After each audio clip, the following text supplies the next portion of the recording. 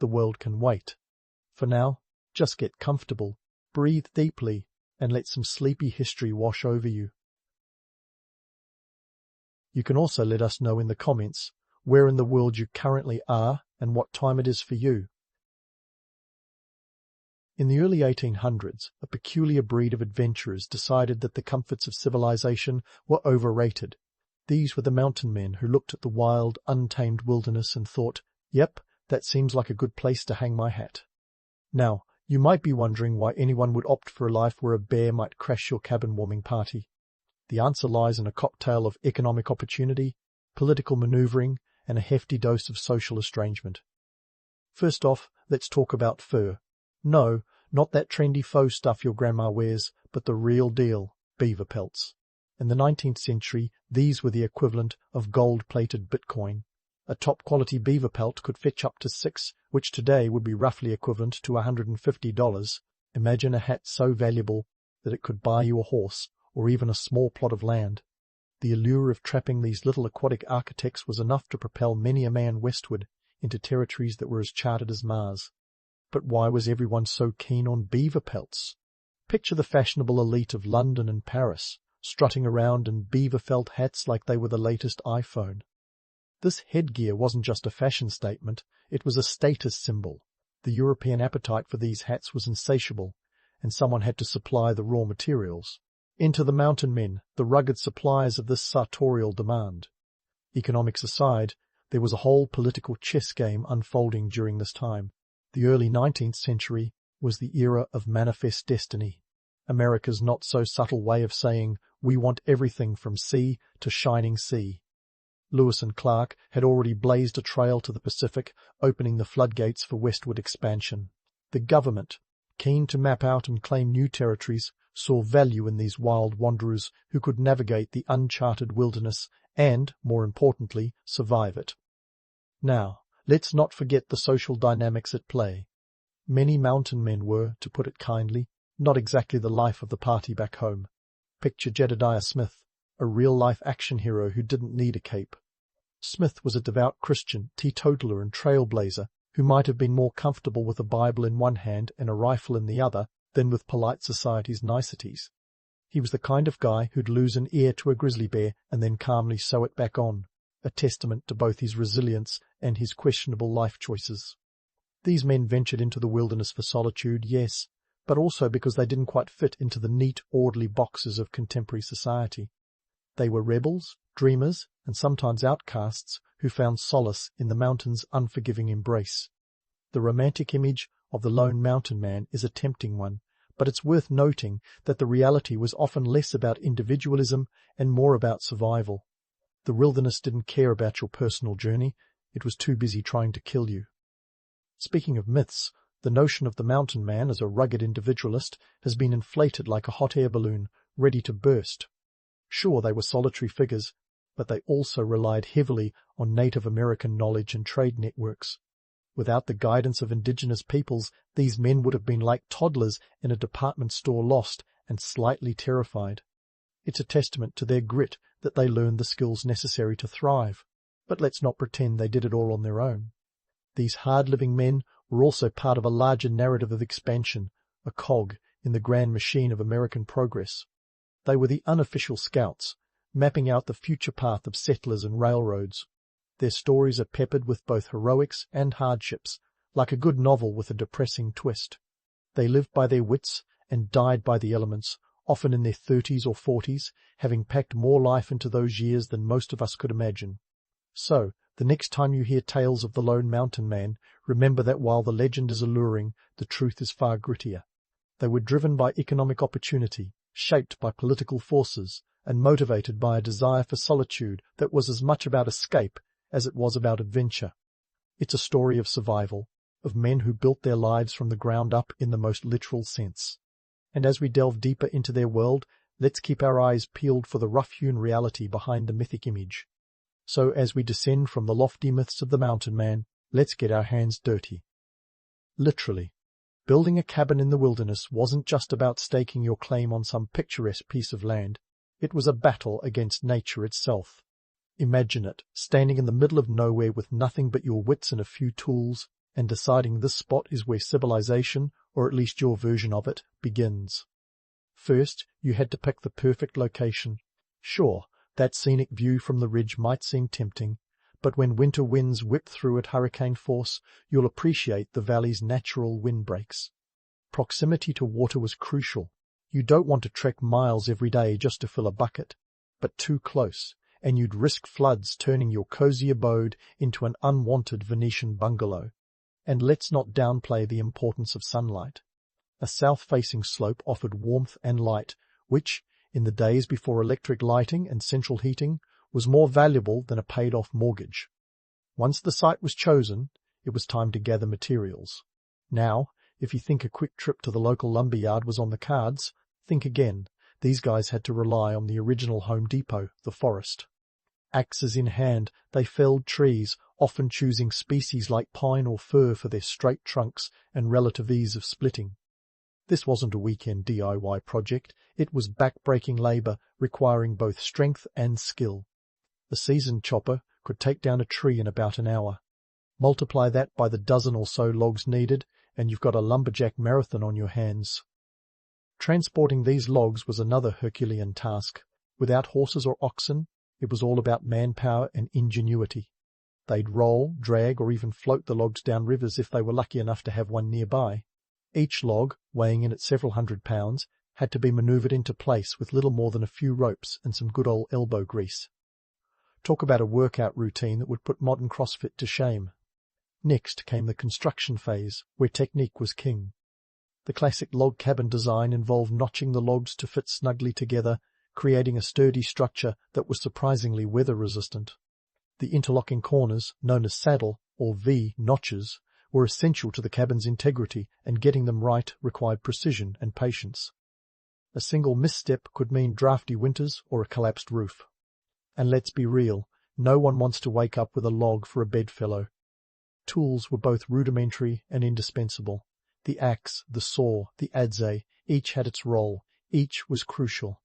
The adze, a kind of ancient chisel on steroids, was used to smooth the log surfaces, making them fit more tightly together. And nails? Those were a luxury. In many cases, wooden pegs or even rawhide strips were used to keep things in place. It's a testament to their skill that some of these cabins, constructed with nothing but wood and determination, have survived to this day. Now, let's talk design. While the basic rectangle was the go-to for most mountain men, creativity wasn't entirely absent. Some added touches like porches or lofts. A loft, for instance, provided extra sleeping space and took advantage of rising heat, perfect for those chilly nights when the only thing between you and frostbite was a bear pelt. But building wasn't just about function, it was about survival. The wilderness was an unpredictable adversary. Forest fires, floods, and storms could erase months of hard work in minutes. Wildlife was both a resource and a threat. Bears might see your food stores as an all-you-can-eat buffet, while smaller critters would happily chew through your hard-earned walls. And then there were the neighbors, sometimes other mountain men, sometimes indigenous peoples, with whom relations could be as varied as the landscape itself. In this harsh environment, community ties were both fragile and vital. Though the image of the lone mountain man prevails, many formed partnerships, pooling their skills and labor. After all, 2 heads and 4 hands were better than one when it came to raising a roof. These alliances were often the difference between enduring another winter and calling it quits. So, when you think of those iconic log cabins nestled in the Rockies, remember they were more than shelters. They were the embodiment of resilience, ingenuity, and a stubborn refusal to be defeated by nature. The romantic image of the rugged individualist is compelling, but it's the reality of sweat, toil, and camaraderie that truly defines these pioneers. And as we continue to unravel their story, we'll see just how these homes became the heart of a new life in the wilderness, a testament to human tenacity and the relentless drive to carve out a niche, no matter how forbidding the environment. And with those log cabins standing tall against the backdrop of the untamed wilderness, you'd think the mountain men could finally kick back, put their feet up, and maybe sip some homemade hooch by the fire. But hold your horses, or in this case, your beaver pelts, because living in one of these rustic shelters was more like starring in a never-ending episode of Survivor Rocky Mountains. Let's start with the creature comforts, or lack thereof. Forget about plush sofas and king-size beds. A mountain man's cabin was decked out with the bare essentials. Think a rough-hewn table, a wooden chair or two, and maybe, if he was feeling fancy, a bunk bed made of logs and rope. The mattress? Stuffed with straw, and maybe a few extra pelts for warmth. Not exactly the Ritz, but when the wind howled outside and the temperature dipped below freezing, it was home, sweet home.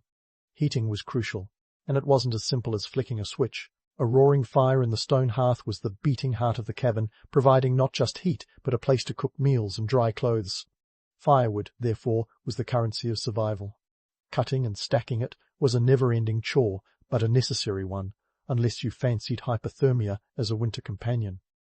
Now, let's talk about lighting. Candles and oil lamps were the order of the day, casting a dim glow that was more atmospheric than practical.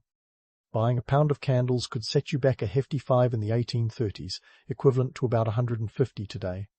So, the mountain men had to be judicious with their use, preferring to rise with the sun and turn in early. Night-time was when the wilderness really came alive with sounds that could make your skin crawl and imagination run wild. As for the constant battle with the elements, well, nature was an unpredictable roommate. A sudden snowstorm could bury everything in sight, while spring thaws turned paths into muddy quagmires. And let's not forget wildfires, which could sweep through faster than gossip in a small town. The mountain men not only had to build their cabins to withstand these natural onslaughts, but also had to be ready to rebuild if the worst happened. Economically, these rugged fellows were in a precarious balancing act. The tools they needed, axes, knives, traps, weren't cheap. A high-quality axe might cost $150, a princely sum when you consider that a skilled trapper could earn about $200 a year if he was lucky. The fur trade was a gamble, a high-stakes game where the chips were beaver pelts, and the house always took a cut. Prices for pelts could fluctuate wildly based on fashion trends across the Atlantic or the whims of the market. Yet, despite the odds, these mountain men managed to carve out a living. They traded with indigenous peoples, swapping goods like metal tools for knowledge and supplies that were crucial for survival. Relationships with Native American tribes could be as unpredictable as the weather, sometimes cooperative, other times tense. It was a delicate dance of diplomacy and necessity, with survival often hanging in the balance. But life in the cabin wasn't all about battling the elements and economic challenges. There were unexpected visitors to contend with, both of the two-legged and four-legged variety. Picture this. You've just settled down after a long day of trapping, only to hear a rustling outside. Is it a bear hoping to raid your food stores, or perhaps a fellow trapper lost and seeking shelter? Hospitality was a double-edged sword. Offering shelter could mean a new ally or trouble. Wildlife was a constant presence, sometimes a blessing, other times a curse. Deer and elk were valuable game, their meat a staple of the mountain man's diet. But predators like wolves and mountain lions had a way of appearing when least expected, drawn by the scent of a recent kill or the warmth of the cabin. And let's not forget the smaller critters, mice and squirrels who treated the cabin like their personal all-you-can-eat buffet, gnawing through food supplies with impunity. Human visitors could be even more unpredictable. Other mountain men might drop by, bringing news from the outside world or simply seeking company in the vast solitude. Traders could arrive, eager to barter goods for furs. And sometimes, settlers passing through would knock on the door, curious about the life of these rugged individuals. Each encounter was a reminder of the thin line between solitude and civilization, a line the mountain men walked with varying degrees of comfort and unease. So, while the romantic image of the mountain man living a life of freedom and adventure has its allure, the reality was a far grittier tale of survival. These cabins were more than just shelters. They were the epicenter of a life spent wrestling with nature, economics, and the occasional unwelcome guest. As we continue to explore their world, remember that beneath the rough-hewn beams and smoky hearths lay a story of human tenacity and the relentless pursuit of a dream, no matter how wild or unforgiving the land. And in this ongoing saga, there's still more to uncover about the lives of these intrepid pioneers as they navigated the challenges and opportunities of a world that was as harsh as it was beautiful. As we continue to peel back the layers of the mountain man's world, we're stepping into the realm of myth versus reality, where the wild imaginations of dime novels and Hollywood have often spun tales as tall as the Rockies themselves. These stories have painted the mountain men as rugged, solitary heroes, armed with nothing but a rifle, a trusty dog, and a knack for surviving the unsurvivable. But let's take a moment to sharpen our pencils and rewrite the script with a little more accuracy.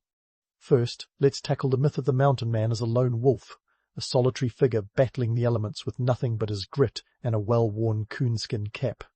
The reality? These guys were about as solitary as a high school prom night. Sure, they spent a lot of time alone, but they also formed complex networks of trade and alliances with Native American tribes, fellow trappers, and even traders.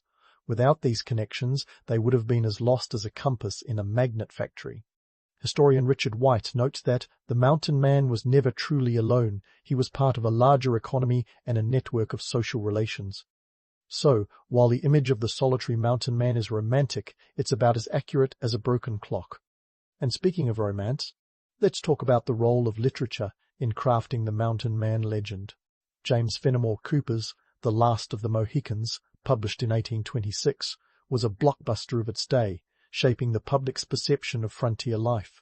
Cooper's Natty Bumppo, a fictional frontiersman, was the archetype of rugged individualism, a character who seemed to have leaped straight from the wilderness into the pages of his books.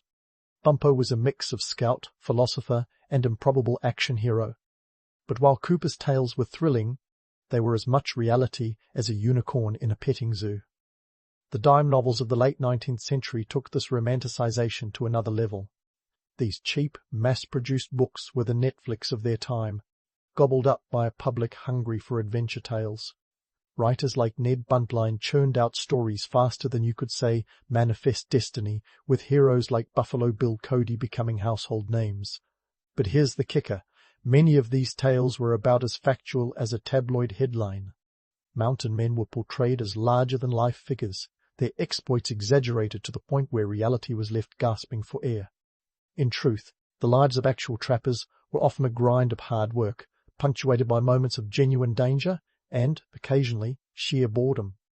Now, let's not completely trash the appeal of these stories. There's a reason they resonated with audiences then and continue to do so today. The idea of a man conquering the wild, living by his wits, and forging his own path speaks to a deep-seated desire for freedom and independence. It's a narrative that's woven into the American psyche, an ideal that echoes the rugged individualism celebrated by the likes of Ralph Waldo Emerson and Henry David Thoreau. But let's not forget, the reality was a lot messier, more about survival than self-actualization. To get a sense of the gritty truth, we can turn to first-hand accounts from the mountain men themselves. Take, for example, the journals of Hugh Glass, a fur trapper whose story was immortalized in the movie The Revenant. Glass did indeed survive a bear attack, dragging himself over 200 miles back to civilization. But while Hollywood added layers of revenge and drama, the real story was one of sheer determination and a testament to human resilience. Glass's tale, while extraordinary, was not unique in its hardships. The wilderness was as merciless as it was beautiful, and every mountain man had his own version of Glass's struggle. The economic realities of the fur trade further debunked the myth of the carefree mountain man. Fur prices were volatile, subject to the whims of European fashion. A downturn in the market could mean ruin for a trapper, turning a season of hard work into a financial disaster. Moreover, the trade was dominated by powerful companies like the American Fur Company, led by the formidable John Jacob Astor.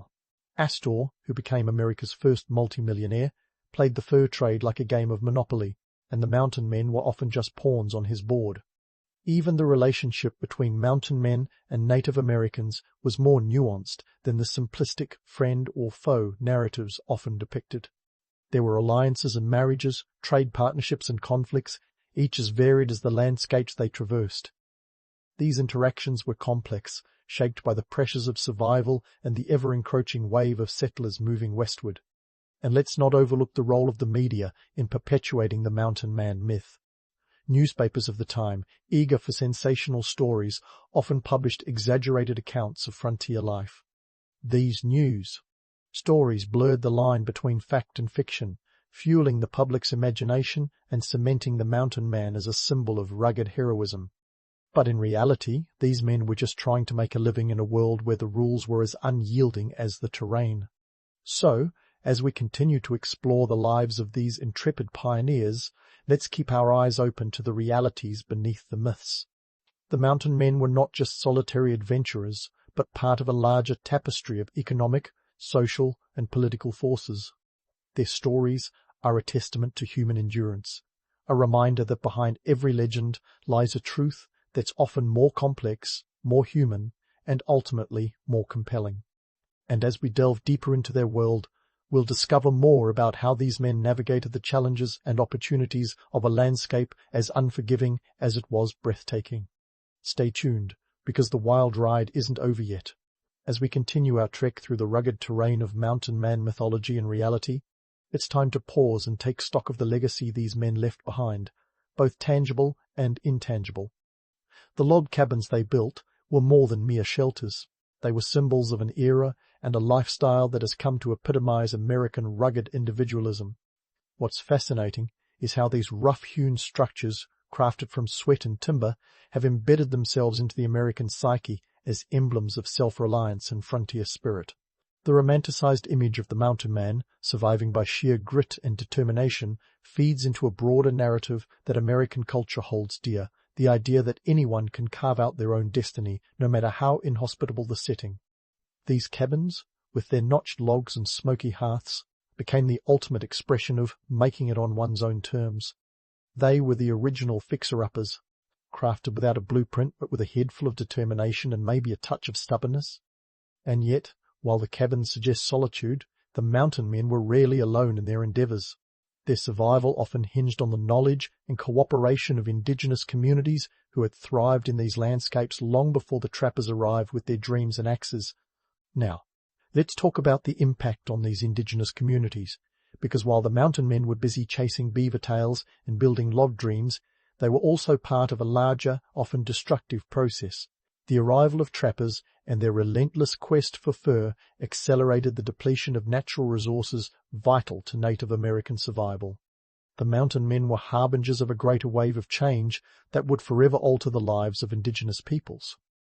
The fur trade disrupted existing economic systems and introduced new goods and diseases that had devastating effects on many tribes. As historian Peter Nabokov pointed out, yet it wasn't all conflict and calamity. The relationships between mountain men and Native Americans were complex, ranging from adversarial to symbiotic. Some mountain men married into tribes, forming familial bonds that helped them navigate the social and geographical landscapes.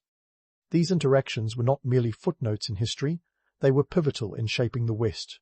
The exchange of skills, goods, and culture created a tapestry of connections that was as rich as it was fraught with tension. And what about the mountain men themselves? Well, despite the hardships and short lifespans, most didn't make it past their 40s. Their stories continue to captivate us because they embody a spirit of adventure and resilience that never goes out of style.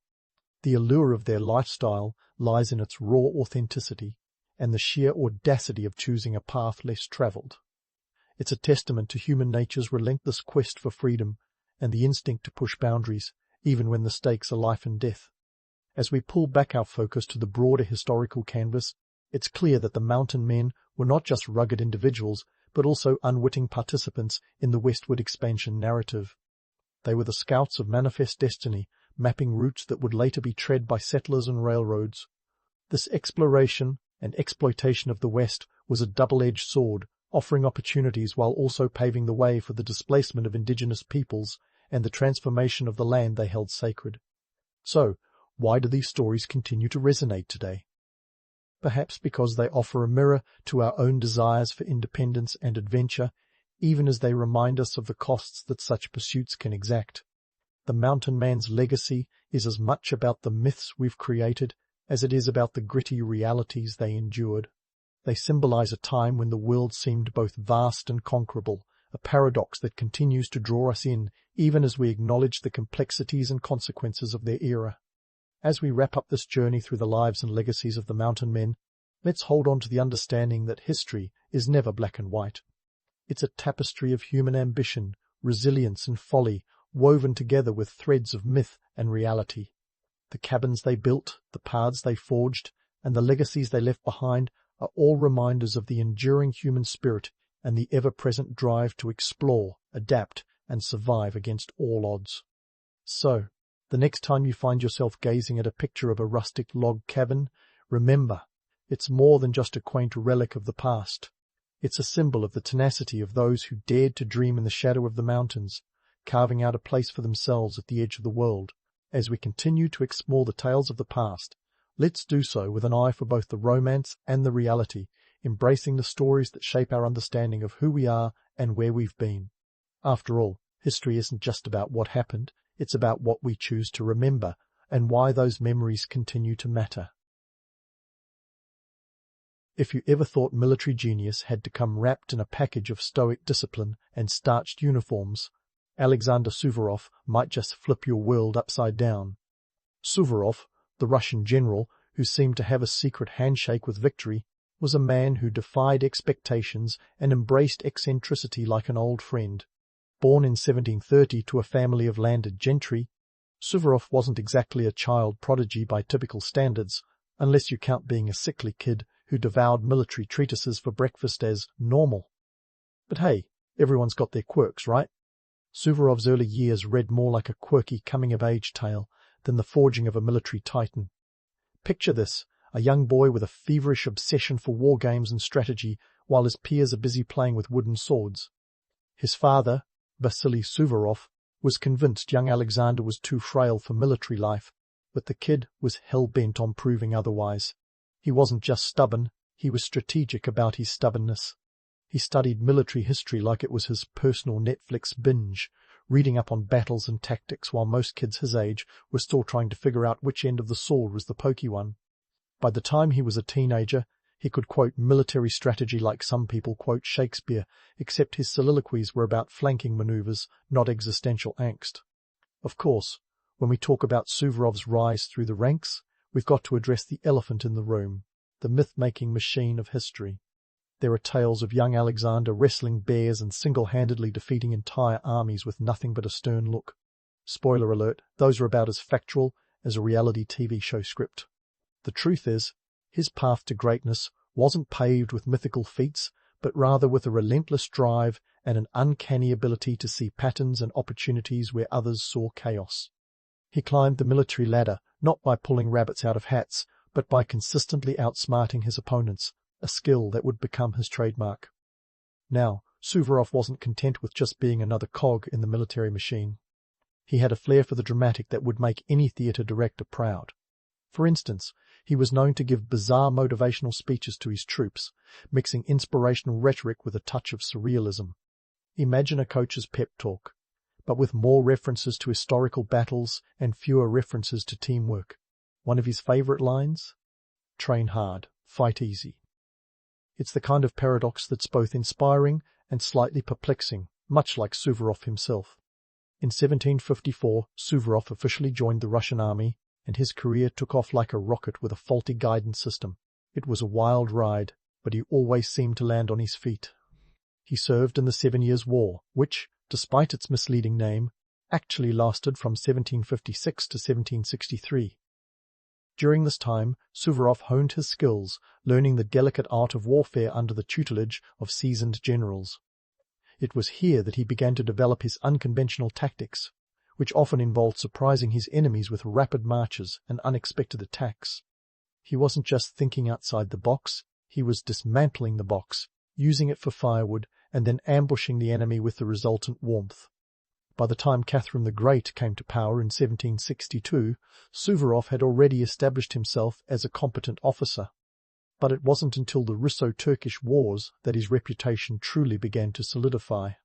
He became a master of logistics, which, let's be honest, is the unsexy backbone of any successful military campaign. Moving troops and supplies efficiently over vast distances was no small feat, especially in an era where speed was measured by how many horses you had and whether or not your army could withstand dysentery. Suvorov's ability to get his forces where they needed to be, when they needed to be there, turned the tides in numerous battles. His strategic acumen wasn't just about moving pieces on a chessboard, though. Suvorov had a way of inspiring loyalty and fierce determination in his troops. He was known for his egalitarian approach, often eating with his soldiers and sharing in their hardships. It's the kind of camaraderie that builds trust, and it paid dividends when it came time to charge into battle. His troops believed in him, not just as a commander, but as a leader who would stand shoulder to shoulder with them in the fray. But let's not kid ourselves. Suvorov's successes weren't solely the result of his brilliance. The geopolitical stage of the 18th century was a tangled web of alliances and conflicts, and Russia was a significant player in the game. The empire's expansionist policies and the constant tug-of-war with the Ottoman Empire provided Suvorov with ample opportunities to showcase his skills. It was a time when military victories weren't just about territory, they were about prestige, power, and the ability to project strength on the European stage. Yet, for all his tactical genius and battlefield victories, Suvorov remained a man of contradictions. He was a devout Orthodox Christian, known for his piety and ascetic lifestyle, yet he thrived in the brutal world of warfare. He was a man who could rally thousands of men with a single speech, but was famously shy in social settings. His personal life was a tapestry of peculiar habits and routines, from his preference for simple peasant fare to his legendary disdain for ostentatious displays of wealth. Alexander Suvorov's story is one of grit, determination, and a whole lot of audacity. He defied the odds, broke the mold, and became a legend in his own time, not because he was a larger-than-life hero, but because he was a real man who refused to be anything less than extraordinary. As we continue to unravel his life and legacy, remember that behind every grand narrative lies a human story full of imperfections and impossibilities. Suvorov's tale is a testament to the power of perseverance, the importance of strategy, and, perhaps most importantly, the value of a well-timed surprise attack. Let's dive into the heart of Suvorov's strategic genius, where logic politely took a back seat and audacity rode shotgun. While some military leaders played by the book, Suvorov turned the pages upside down and wrote his own rules.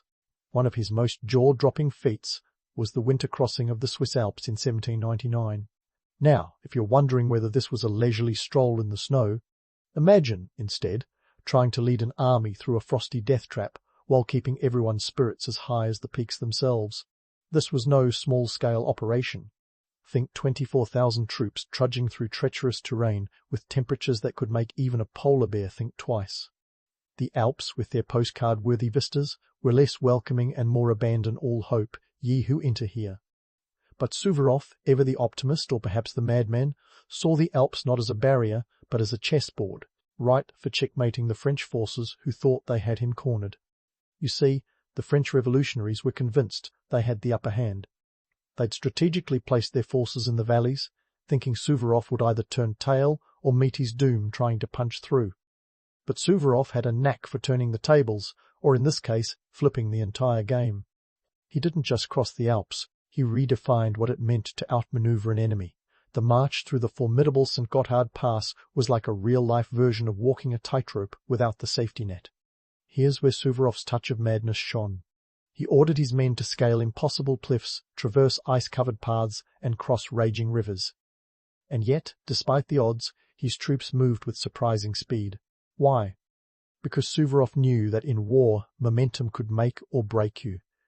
His understanding of logistics meant his forces weren't just surviving, they were positioning themselves to strike when the French least expected it.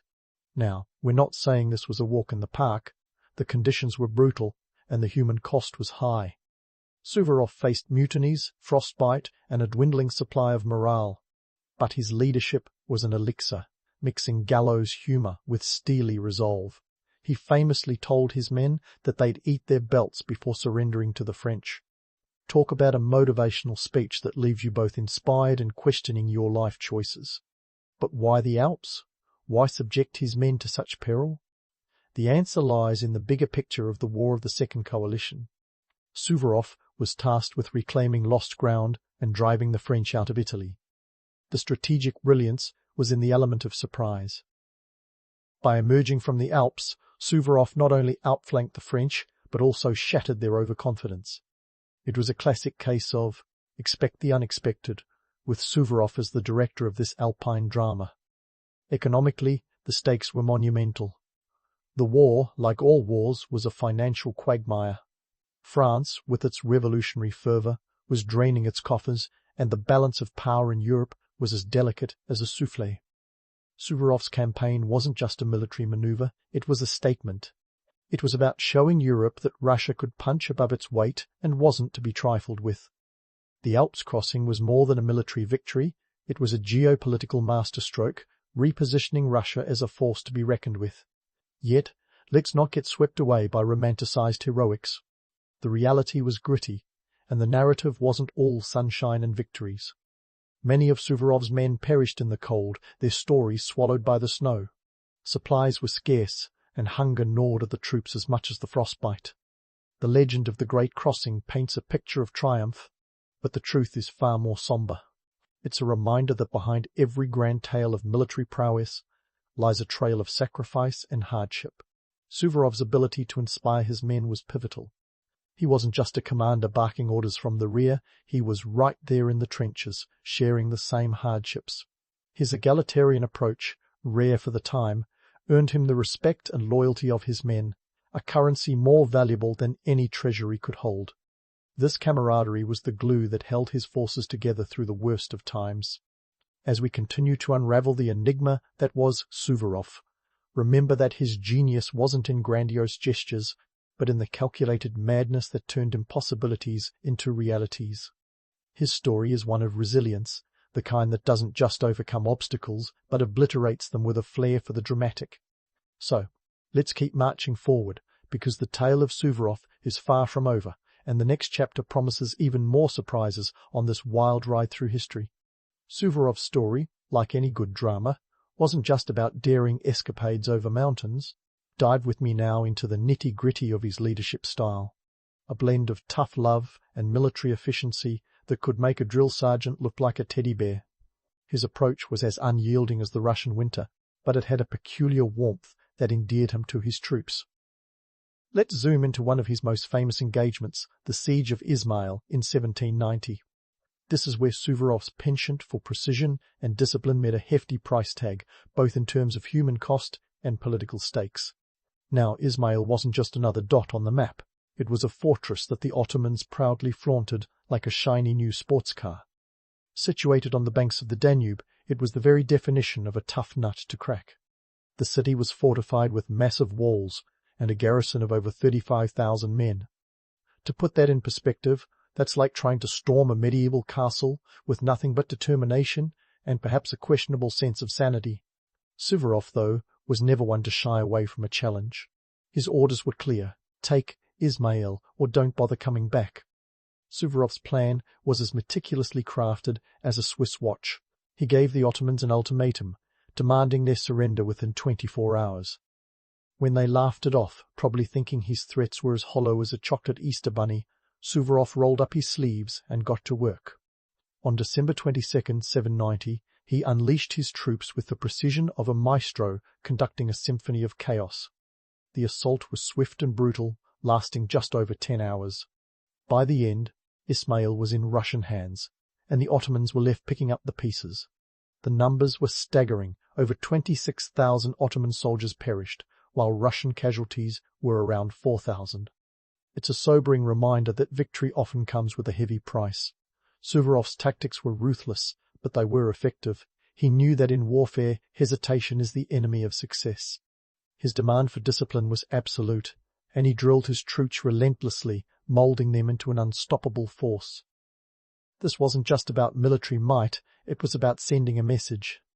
The siege of Izmail was a statement to the Ottoman Empire and the world that Russia wasn't playing by the old rules anymore. But let's not sugarcoat this. The siege was a bloodbath. In the aftermath, stories of Suvorov's ruthlessness spread faster than gossip at a royal court. Some accounts painted him as a merciless tyrant, while others hailed him as a saviour of Mother Russia. The truth, as always, lies somewhere in between. Suvorov was a product of his time, driven by a belief in the righteousness of his cause. He wasn't in it for the glory or the accolades, he was in it to win, whatever the cost. Economically, the capture of Izmail was a jackpot for Russia. It secured control over the Danube, a vital trade route, and boosted the empire's coffers at a time when the treasury was feeling the pinch of prolonged warfare. The victory at Izmail also strengthened Russia's negotiating position in the Treaty of Jassy, which ended the Russo-Turkish War in 1792. It was a classic example of military success translating into diplomatic leverage, a feat Suvorov excelled at.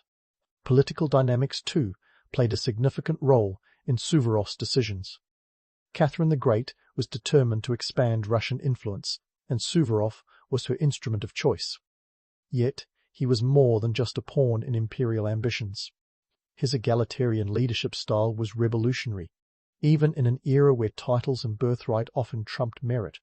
He was known to promote soldiers based on skill rather than nobility, a radical concept that endeared him to the rank and file but ruffled the feathers of aristocratic officers.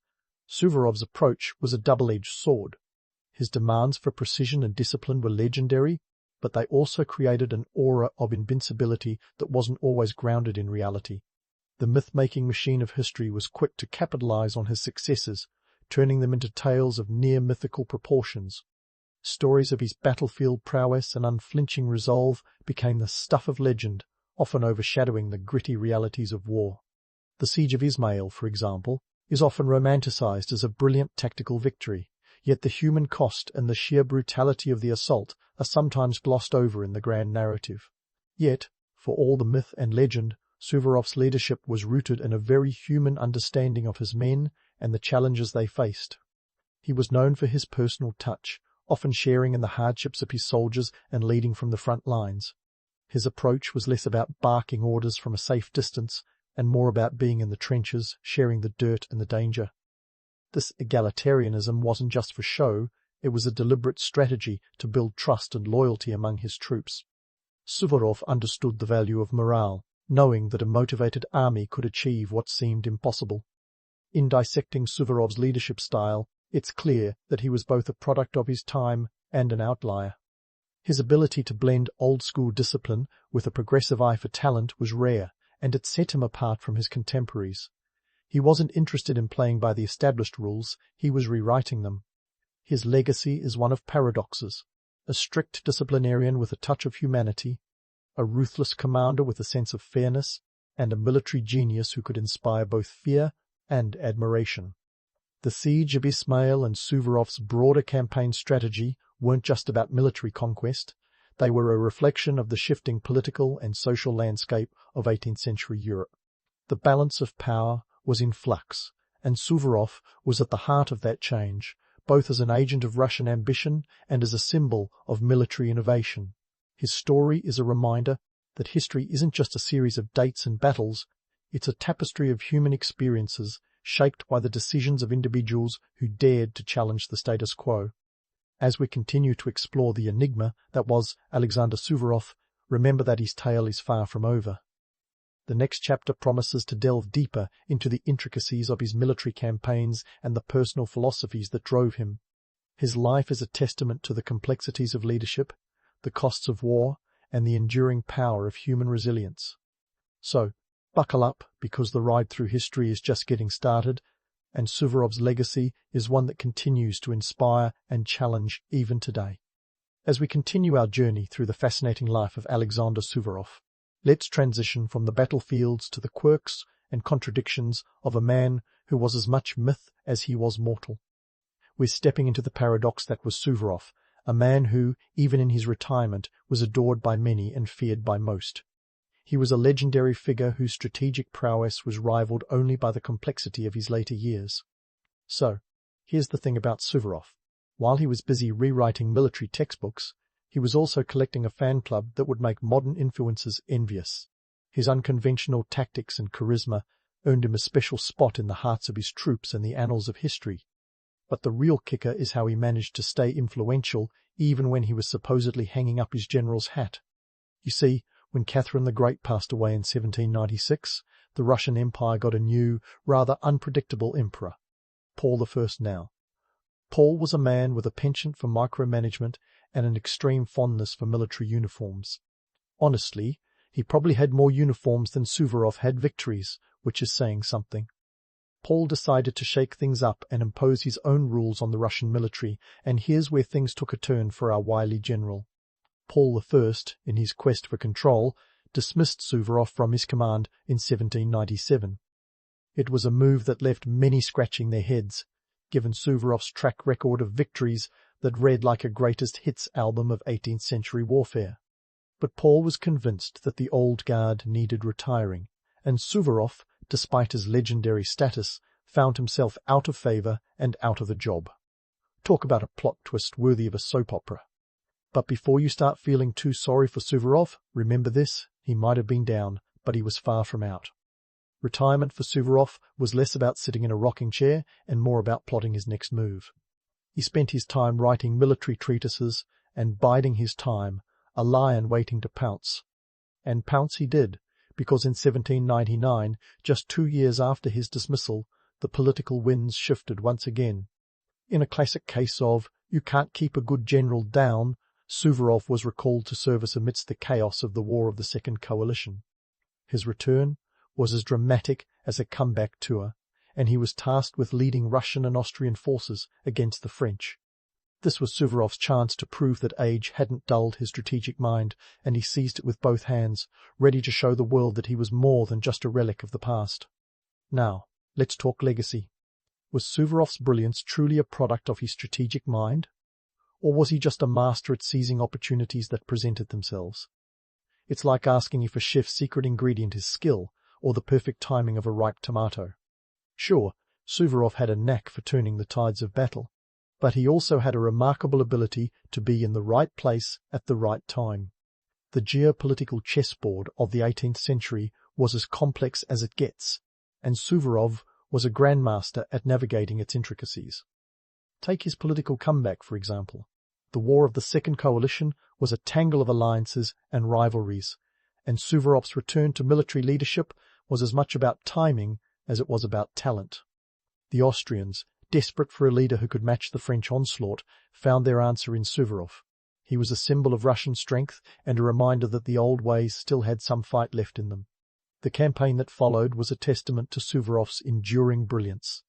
He led a series of successful operations in Italy, and his audacious crossing of the Alps, which we delved into earlier, became the stuff of legend. Yet, let's not forget the elephant in the room. The human cost was significant, and the conditions were brutal. Suvorov's ability to inspire his men was crucial, but so was his uncanny knack for turning adversity into advantage. Now, let's throw a bit of economic context into the mix. War, as they say, is hell on the treasury. The European powers were locked in a financial arms race, pouring resources into a conflict that seemed to drag on endlessly.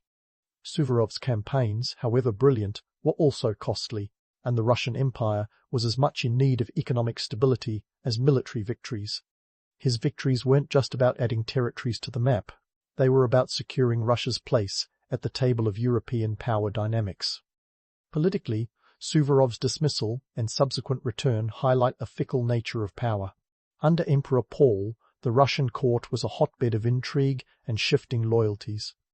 Suvorov's ability to navigate these treacherous waters speaks to his political savvy as much as his military genius. His return wasn't just about personal redemption. It was a strategic move that demonstrated the enduring influence of Russia on the continental stage. But let's not romanticize Suvorov too much. The man was a genius, sure, but he was also a product of his time, a time when warfare was brutal and the cost of victory was measured in lives and treasure. The paradox of Suvorov is that while he was a master strategist, he was also a man who thrived amidst the chaos of war. His legacy is a tapestry woven from threads of brilliance, timing, and the harsh realities of 18th century geopolitics. In examining Suvorov's later years, it's clear that his story is one of resilience and reinvention. He was a man who could adapt to the changing tides of politics and warfare, a leader who commanded respect even in retirement. His life is a reminder that history is full of paradoxes, and that the line between genius and circumstance is often blurred. As we draw closer to the conclusion of Suvorov's journey, remember that his legacy is far from a simple tale of triumphs and defeats. It's a story that challenges us to consider the complexities of leadership, the cost of war, and the enduring power of human ambition. So, as we prepare to dive into the final chapter of Suvorov's life, keep your eyes peeled for the unexpected twists and turns that have defined this remarkable historical figure. The ride through history is almost at its end, but the lessons of Suvorov's life continue to resonate, reminding us that the past is never truly gone. It echoes in the decisions and the legacies of those who dared to shape it. As Suvorov's life story winds into its final act, the question of legacy looms larger than a Russian winter. What is it about this eccentric general that continues to captivate the imagination of historians and military enthusiasts alike? Spoiler alert, it's not just about the battles won or the borders redrawn. Suvorov's real legacy is a complex cocktail of military genius, eccentric leadership, and the kind of audacity that could make even the boldest of modern leaders blush. First, let's tackle the mythos. Suvorov's exploits have a way of being spun into yarns as tall as the Alps he famously crossed. It's easy to get swept up in the romance of a man who seemed to defy the odds at every turn, a Cinderella story in camouflage. But if we strip away the rose-colored glasses, what we find is a man who excelled, not because he was a mythical hero, but because he was an astute strategist with a penchant for embracing chaos like an old friend. In reality, his victories were often hard-won, marked by the brutal realities of 18th-century warfare where triumph and tragedy danced a macabre waltz. Take, for example, the Siege of Izmail. While the narrative often focuses on Suvorov's tactical brilliance, the siege's success also hinged on the sheer manpower Russia could muster. The numbers don't lie. A force of 31,000 Russians faced off against 35,000 Ottomans, resulting in staggering casualties. Over 26,000 Ottoman soldiers were lost, compared to around 4,000 Russians. The siege wasn't just about military cunning, it was about leveraging overwhelming force and the brutal calculus of war. Suvorov understood that victory was as much about numbers as it was about strategy, a truth that remains relevant in military thinking today. Economically, Suvorov's campaigns had a profound impact on Russia's standing in Europe. The capture of strategic locations like Izmail didn't just bolster territorial gains, it opened new trade routes and secured Russia a seat at the table in continental negotiations. The Treaty of Jassy, which followed the capture of Izmail, exemplified how military victories translated into diplomatic leverage. The treaty reaffirmed Russian dominance over the Crimean Khanate and expanded its influence into the Black Sea region, strengthening its economic and political clout. In the grand game of European geopolitics, Suvorov was a player who understood the stakes and played his cards with the finesse of a seasoned gambler. Suvorov's legacy isn't confined to the borders of Russia. His strategies have been studied and emulated by military minds around the globe, from Napoleon to modern-day tacticians. His emphasis on speed, surprise, and adaptability is a masterclass in military doctrine that transcends the centuries.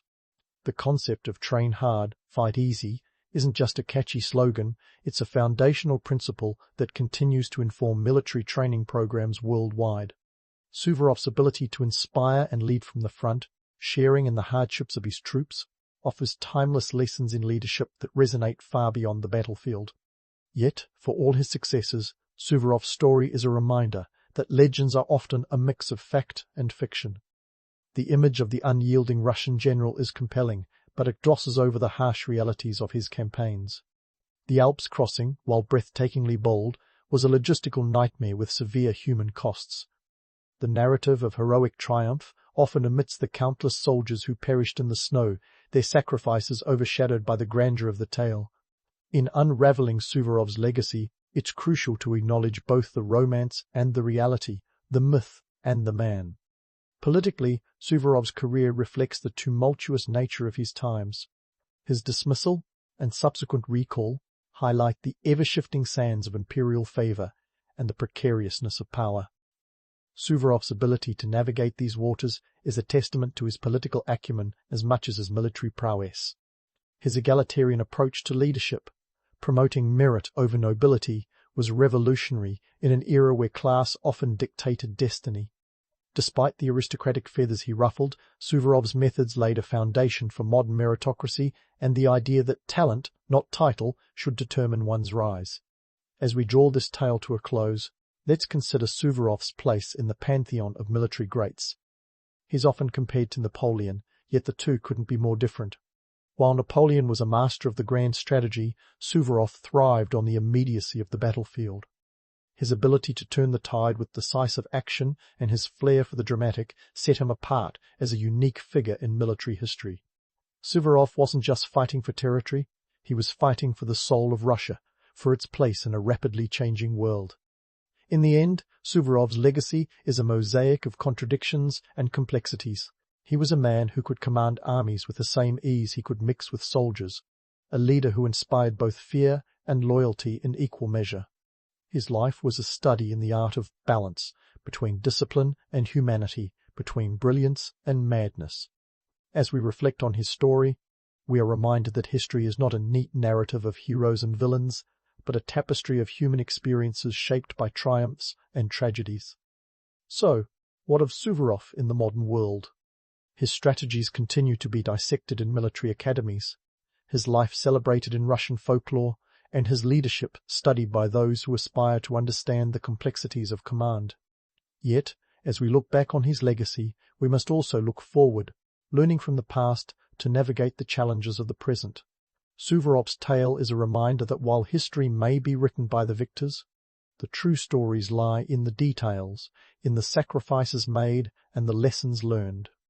As we close the chapter on Alexander Suvorov, let's carry with us the understanding that his legend is not merely a relic of the past, but a living testament to the enduring power of human ambition and resilience.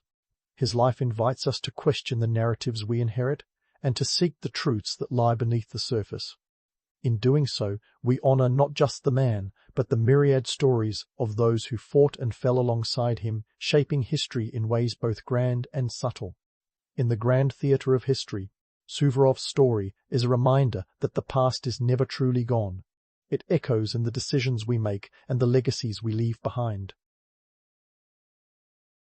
Your eyes flicker open to the sound of snoring and the sharp smell of unwashed bodies. Welcome to the glamorous life of a Napoleonic soldier in early 19th century France. It's not quite the heroic tableau of grand paintings and stirring anthems, but hey, reality rarely is. You're packed into a barracks that's less spacious military quarters and more sardine tin with muskets. You and your fellow soldiers, about a dozen in this cramped room, are stacked like library books on wooden platforms that someone had the audacity to call beds. Morning has broken, and with it, the unrelenting routine of army life kicks in. You'd think the French army would at least have a decent breakfast spread for the guys risking their lives, right? Wrong. Today's menu offers the culinary delight of stale bread paired with a thin soup that might have had a passing acquaintance with a vegetable. Bon appétit. The bread is about as forgiving as a well-done steak, but, with the nutritional value of a rock. This is your fuel as you march and fight for the glory of Emperor Napoleon. Now, let's talk about your hygiene, or lack thereof. The barracks is missing a few modern amenities, like running water and the concept of deodorant. Cleanliness is next to godliness, but here it's more like a distant cousin you see at weddings. You might splash some water on your face, but a full bath is as rare as a French victory in Russia come 1812. Soap, when available, is a luxury item, not a daily necessity. You weren't always destined for this fragrant life. Many of you were here because of the conscription lottery, a system that sounds almost whimsical until you realize that winning meant being shipped off to fight across Europe. You drew the short straw, the unlucky number, the ticket to the front lines. Napoleon's military machine needed bodies, and it didn't much care if they came willingly. If you were between 20 and 25 years old, healthy and male, congratulations. You are a prime candidate for this grand imperial adventure. Why are you here, though? It's not all about honor and duty. For many of you, this is an economic necessity. The continental system, Napoleon's grand scheme to blockade Britain and cripple its economy, is wreaking havoc back home. It's like cutting off your nose to spite your face if your nose was, say, the breadbasket of Europe. Prices for everyday goods skyrocketed, and jobs became as scarce as Napoleon's humility. The army, with its steady, if minimal, pay and the promise of plunder, became an attractive, albeit risky career path. Here's a nugget of reality. The pay for a French foot soldier in 1800 was about 30 sous a day, which, let's be honest, isn't going to buy you a chateau in the Loire Valley. But it will keep you fed and clothed, which is more than many can say back home. The army also offered a sense of camaraderie, a brotherhood forged in the fires of battle and shared misery. Glory might be fleeting, but the friendships you make while dodging cannonballs can last a lifetime, or until the next skirmish at least. The barracks are buzzing with life now, as everyone shakes off sleep and gears up for the day. The conversations range from grumbling about the food to speculating on the day's assignments. Maybe you'll be drilling in the yard, practicing formations till your feet feel like they've been welded to your boots. Or perhaps you'll be hauling supplies, because who needs a horse when you've got good old-fashioned manpower? Either way, it's a day to be survived, not savoured. There's a certain romance attached to the age of Napoleon, an era of dashing uniforms and gallant charges. But let's not kid ourselves. The reality is a bit more grounded. The uniforms are colourful, sure, but they're also itchy, and the boots?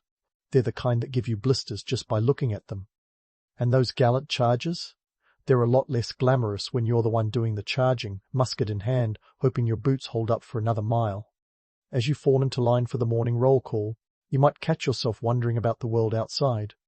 Napoleon's France is a sprawling empire, its borders stretching and straining like a balloon ready to pop. But within this empire, it's the soldiers like you who keep it afloat. You are the backbone of the grand Napoleonic enterprise, the foot soldiers marching in step to the drumbeat of history. It's a heavy burden, but one that offers a glimpse of greatness, if you can survive long enough to see it. The sun is rising higher now, casting long shadows across the barracks yard. It's time to march out and meet the day, stale bread in your belly and the weight of duty on your shoulders. Sure, it's not the life you planned, but it's the one you've got. And who knows, maybe today's the day you'll get a fresh loaf of bread. Well, a soldier can dream, can't he? As the sun creeps higher in the sky, casting its judgmental gaze on your ragtag assembly, it's time to delve into the heart of your soldierly existence, the training regimen. Now, don't get too excited. This isn't the kind of training that leaves you looking like a Greek statue. Nope, it's more like a crash course in survival, where you learn to dodge musket balls and not trip over your own feet. Let's start with the Charleville musket, a staple of your military toolkit. Weighing in at a hefty 10 pounds, this iron beast is your new best friend. It's not exactly the Swiss Army knife of weapons, but it's reliable, like an old mule. It fires a .69 caliber ball, which, let's be honest, is more about intimidating the enemy than surgical precision. You'll spend countless hours practicing loading and firing, trying to perfect the 18-step dance required to get a shot off. Think of it as the 19th century version of changing a car tire, except the tire is trying to kill you. Now, about those drills. Picture this. You and your comrades, lined up shoulder to shoulder, moving in unison as if part of a well-oiled machine. That's the theory anyway. The reality? A lot of shouting, sweat, and hoping you don't accidentally bayonet your buddy. You're drilled in formations like squares, lines, and columns, each designed to maximize the effectiveness of your muskets. But let's not kid ourselves. The real goal here is to look menacing and organized, even if you're just trying not to trip over your own boots. Speaking of bayonets, let's puncture a myth or two. The idea of a glorious bayonet charge is enough to make any historical novelist swoon. But reality checks in with a sobering statistic. Only about 2% of battlefield casualties came from these pointy sticks of doom. That's right, the true terror came from artillery and musket fire, leaving bayonet charges as more of a psychological weapon than a practical one. Charging into a wall of gunfire, bayonet fixed, isn't exactly a recipe for longevity. Training isn't just about fighting, though. It's also about marching, lots and lots of marching. Napoleon's armies were famous for their speed, covering up to 30 miles a day. Without Google Maps to guide you or Nike Airs to cushion your feet, you relied on sheer willpower and the promise of not getting shot at to carry you forward. The logistics of moving these vast armies were nothing short of a logistical nightmare, akin to organizing a rock festival with no sound equipment. And then there's the infamous forage or starve policy, a testament to the fact that Napoleon's armies weren't just conquering Europe, they were eating their way through it. With supply lines stretched thinner than a crepe, soldiers were often left to fend for themselves. This meant raiding local farms and villages for food, leaving a trail of disgruntled peasants in their wake. Sure, it sounds romantic, living off the land like some kind of guerrilla warriors, but the reality was often a growling stomach and a farmer with a pitchfork hot on your heels. The economic backdrop to this culinary chaos? Napoleon's continental system, his brainchild of economic warfare against Britain, was like trying to win a chess game by setting the board on fire. It disrupted trade routes, led to shortages, and turned neutral countries into reluctant suppliers. You, dear soldier, were the pawn in this grand strategy. A strategy that made the army both a fearsome force and a ravenous horde. As you slog through the mud, rifle in hand, the allure of battlefield glory begins to dim. The stories of dashing cavalry charges and valiant last stands might sound thrilling over a campfire, but out here it's mostly about survival. The odds of emerging unscathed from a campaign are about as good as finding a fresh baguette in your rations. Yet, amidst the grime and the grind, is a peculiar sense of purpose. Perhaps it's the camaraderie, the shared suffering that binds you to your fellow soldiers. Or maybe it's the chance to be part of something larger than yourself, even if that something is a relentless march across Europe under the shadow of the imperial eagle. As the day wears on, you find yourself contemplating the world beyond the battlefield. Napoleon's France is a land of contradictions, expansionist yet economically strained, revolutionary yet imperial. You, with your musket and bayonet, are at the heart of this paradox, a foot soldier in the emperor's grand narrative. With every step, you're writing history, one muddy footprint at a time. And while the glory might be less than legendary, there's something to be said for surviving the chaos, for living to tell the tale of life under the eagle's wing. The sun dips lower, casting long shadows as your regiment moves onward. The day isn't done yet, but you've earned a moment's respite, a brief pause in the relentless march of history. Keep that musket clean and your boots tied, because in Napoleon's army, tomorrow's adventure is just a sunrise away. As the sun creeps towards its zenith, casting a golden hue over the camp, you're knee-deep in the daily grind of soldier life. The romantic notion of military glory is quickly swept aside by the reality of camp duties and social navigation.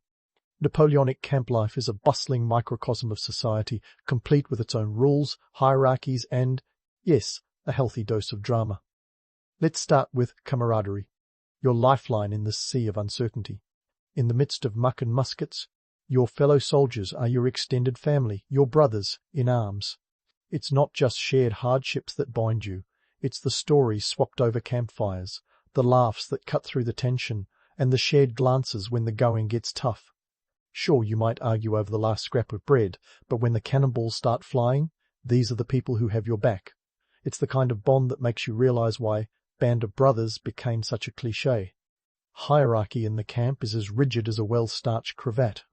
At the top are the officers, strutting about in their polished boots and plumed hats like peacocks in a henhouse. The officers are the embodiment of the army's hierarchy, products of both noble birth and merit, at least in theory. Below them, the non-commissioned officers keep the rank and file in line, wielding authority with the precision of a drill sergeant and the patience of a saint. And then there's you, somewhere in the muddled middle, just trying to keep your head down and your boots dry. But don't let that fool you into thinking it's all smooth sailing. The army's hierarchy is enforced by the gendarmerie, the military police, who patrol the camp with a watchful eye and an iron fist. These guys have a reputation for being as approachable as a porcupine in a balloon factory. Break a rule, and you'll find yourself on the wrong end of their wrath. Punishments range from extra duties to a good old-fashioned flogging. It's a system designed to keep order, and it works, mostly because nobody wants to be on the receiving end of a gendarme's displeasure. Now, let's talk about the melting pot that is the Napoleonic army. You've got soldiers from every corner of the expanding empire, from the sun-drenched plains of Italy to the snow-capped peaks of Switzerland. It's a cultural stew with a dash of every language, dialect, and accent imaginable. Communication can be a bit of a circus act, with hand signals and mangled phrases bridging the linguistic chasm. But somehow, amidst the chaos, you find common ground, a testament to the human spirit's knack for improvisation. The lingua franca? Well, it's French, of course. But let's be real, it's more like a multilingual game of charades. Soldiers develop a kind of pidgin French, a simplified version that gets the job done without the linguistic flourishes of the Parisian salon. It's not pretty, but it works. After all, nothing bonds people like trying to figure out whether you're marching left or right. As for promotions, they're a curious mix of merit, politics, and good old-fashioned luck. The promise of moving up the ranks dangles like a carrot in front of a mule. Impress your superiors, show a bit of bravery, and maybe, just maybe, you'll find yourself with a stripe or two on your sleeve. The Legion of Honor, established by Napoleon himself in 1802, is the ultimate prize, a shiny medal that promises prestige and a bump in pay. But let's not kid ourselves, it's not just about valor. Connections, flattery, and the occasional well-placed bribe can work wonders. The politics behind promotions are as tangled as a skein of yarn in a kitten's paws. It's a world where who you know can be just as important as what you do. Officers are often appointed based on their loyalty to the emperor rather than their battlefield prowess. It's a system that leaves room for ambition, ingenuity, and, yes, a fair bit of backstabbing. But hey, that's politics, right? Even on the battlefield, it's not just about the fight, it's about playing the game. And let's not forget the allure of the Legion of Honor. For a soldier, this medal is more than just a piece of metal. It's a symbol of recognition in a world where anonymity is the norm. The Legion comes with perks, a stipend, respect, and a place in the annals of history. But the road to those laurels is paved with peril. Only those who distinguish themselves in the heat of battle, who show exceptional bravery or leadership, stand a chance. So, while the promise of the Legion dangles tantalizingly, the reality is that most will never see it pinned to their chest. Despite the rigid hierarchy and relentless discipline, there's a strange sense of democracy in the barracks. Here, amidst the mud and mayhem, you're judged not by your birth, but by your bravery, your ability to endure, and your knack for making the best of a bad situation. It's a meritocracy born of necessity, where survival is the ultimate equalizer. As the sun reaches its peak and the camp settles into the rhythm of the midday lull, you find yourself contemplating the nature of this brotherhood. It's a world where bravery is rewarded, cowardice is punished, and every man is bound by a code as old as war itself. It's a life of hardship and honor, where the promise of glory is as fleeting as the morning mist and as enduring as the bonds forged in battle. In the grand tapestry of history, you are but a single thread woven into the complex fabric of Napoleon's empire. And yet, even as a humble soldier, your role is vital. For it is you and your fellow soldiers who breathe life into the emperor's grand ambitions, who march across continents, who hold the line against the chaos of war. Each step you take, each order you follow, is a testament to the resilience of the human spirit and the enduring allure of a cause greater than oneself. So as the sun begins its slow descent, casting long shadows over the camp, you find solace in the knowledge that you are part of something larger. You are a soldier of the empire, a guardian of its legacy, and a witness to its triumphs and trials. And though the path ahead is fraught with peril, you march onward, driven by duty, camaraderie, and the unyielding desire to carve your name into the annals of history. The day wears on, and as the camp stirs back to life after the midday respite, you ready yourself for the next chapter in this relentless journey. The road is long, the challenges many, but the spirit of Napoleon's army endures, a testament to the unwavering courage of those who dare to dream of glory. As the camp stirs back to life after the midday lull, you lace up your boots and steel yourself for the next chapter in this relentless march through history. If the morning was about the grind of soldier life, the afternoon is where the stakes get real. It's time to dive into the meat and potatoes, or, given the army's cuisine, the hardtack and thin soup of military campaigns. Let's start with Austerlitz, the battle often hailed as Napoleon's piece de résistance. December 3rd, 1805, was a day that would make military strategists drool for centuries. Here, Napoleon wasn't just playing chess, he was playing 4D chess, while everyone else was still figuring out checkers. Facing a numerically superior force of Russians and Austrians, Napoleon pulled off a classic feint, a tactical illusion worthy of Houdini.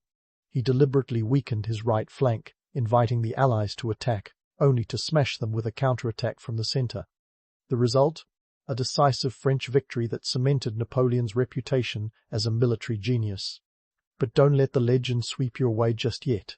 The numbers tell a grimmer tale. Around 36,000 Allied casualties to France's 9,000. It's a staggering disparity, but here's the kicker. The sheer human cost of Napoleon's ambitions was astronomical. For every strategic masterstroke, there were soldiers who paid the ultimate price. While Napoleon basked in glory, thousands of families mourned, and Europe trembled at the sight of the French eagle soaring higher than ever. Now, fast forward to 1812 and the infamous Russian campaign. Ah, Russia! where Napoleon's luck ran colder than a Siberian winter. You'd think a guy who conquered half of Europe might pack a winter coat, but alas, foresight was in short supply. The Grand Army marched in with over 600,000 men, and if you're thinking that sounds like a logistical nightmare, you'd be right. Napoleon was banking on a quick victory, but Russia had other plans. The Russians embraced a scorched earth policy, torching their own lands to deny the French any resources. It was like a cruel game of hide and seek, with the French army as the unwitting seeker. As the Russian winter set in, temperatures plummeted, and the French soldiers, dressed for a Parisian autumn rather than a Russian ice age, began to drop like flies. By the time Napoleon limped back across the border, a mere 100,000 of those 600,000 remained. Napoleon may have been a strategic genius, but even geniuses aren't immune to frostbite. The Russian campaign was a masterclass in hubris. Napoleon underestimated the Russian resolve and overestimated his own invincibility. The cost? Not just in human lives, though 500,000 souls would argue otherwise, but in the very fabric of the French Empire. The campaign drained the French economy, strained its resources, and left it vulnerable to the coalitions gathering against it. This wasn't just a military blunder, it was a tectonic shift in Europe's power dynamics. Let's pivot to the political landscape, shall we? Napoleon's wars weren't just battles, they were seismic events that reshaped Europe's map like a toddler with a crayon. France's aggressive expansionism fueled a series of coalitions against it, turning the continent into a powder keg ready to explode. The Napoleonic Code spread like wildfire, carrying revolutionary ideals and French control into the heart of Europe. But here's the twist. The same ideals that empowered Napoleon also sowed the seeds of his undoing. Napoleon's wars strained France's economy to the breaking point. The continental system, designed to cripple Britain economically by cutting off trade, backfired spectacularly. It was like trying to sink a ship by blowing a hole in your own hull.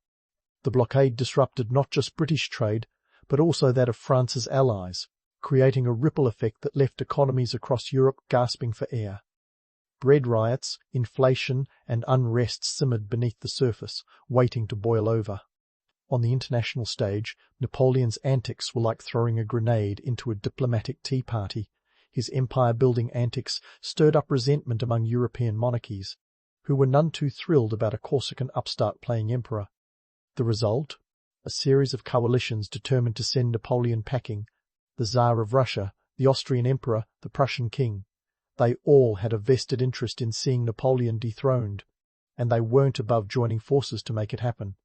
The romantic image of Napoleon as a military genius and benevolent ruler is tempting, but it's a bit like seeing a painting and missing the frame.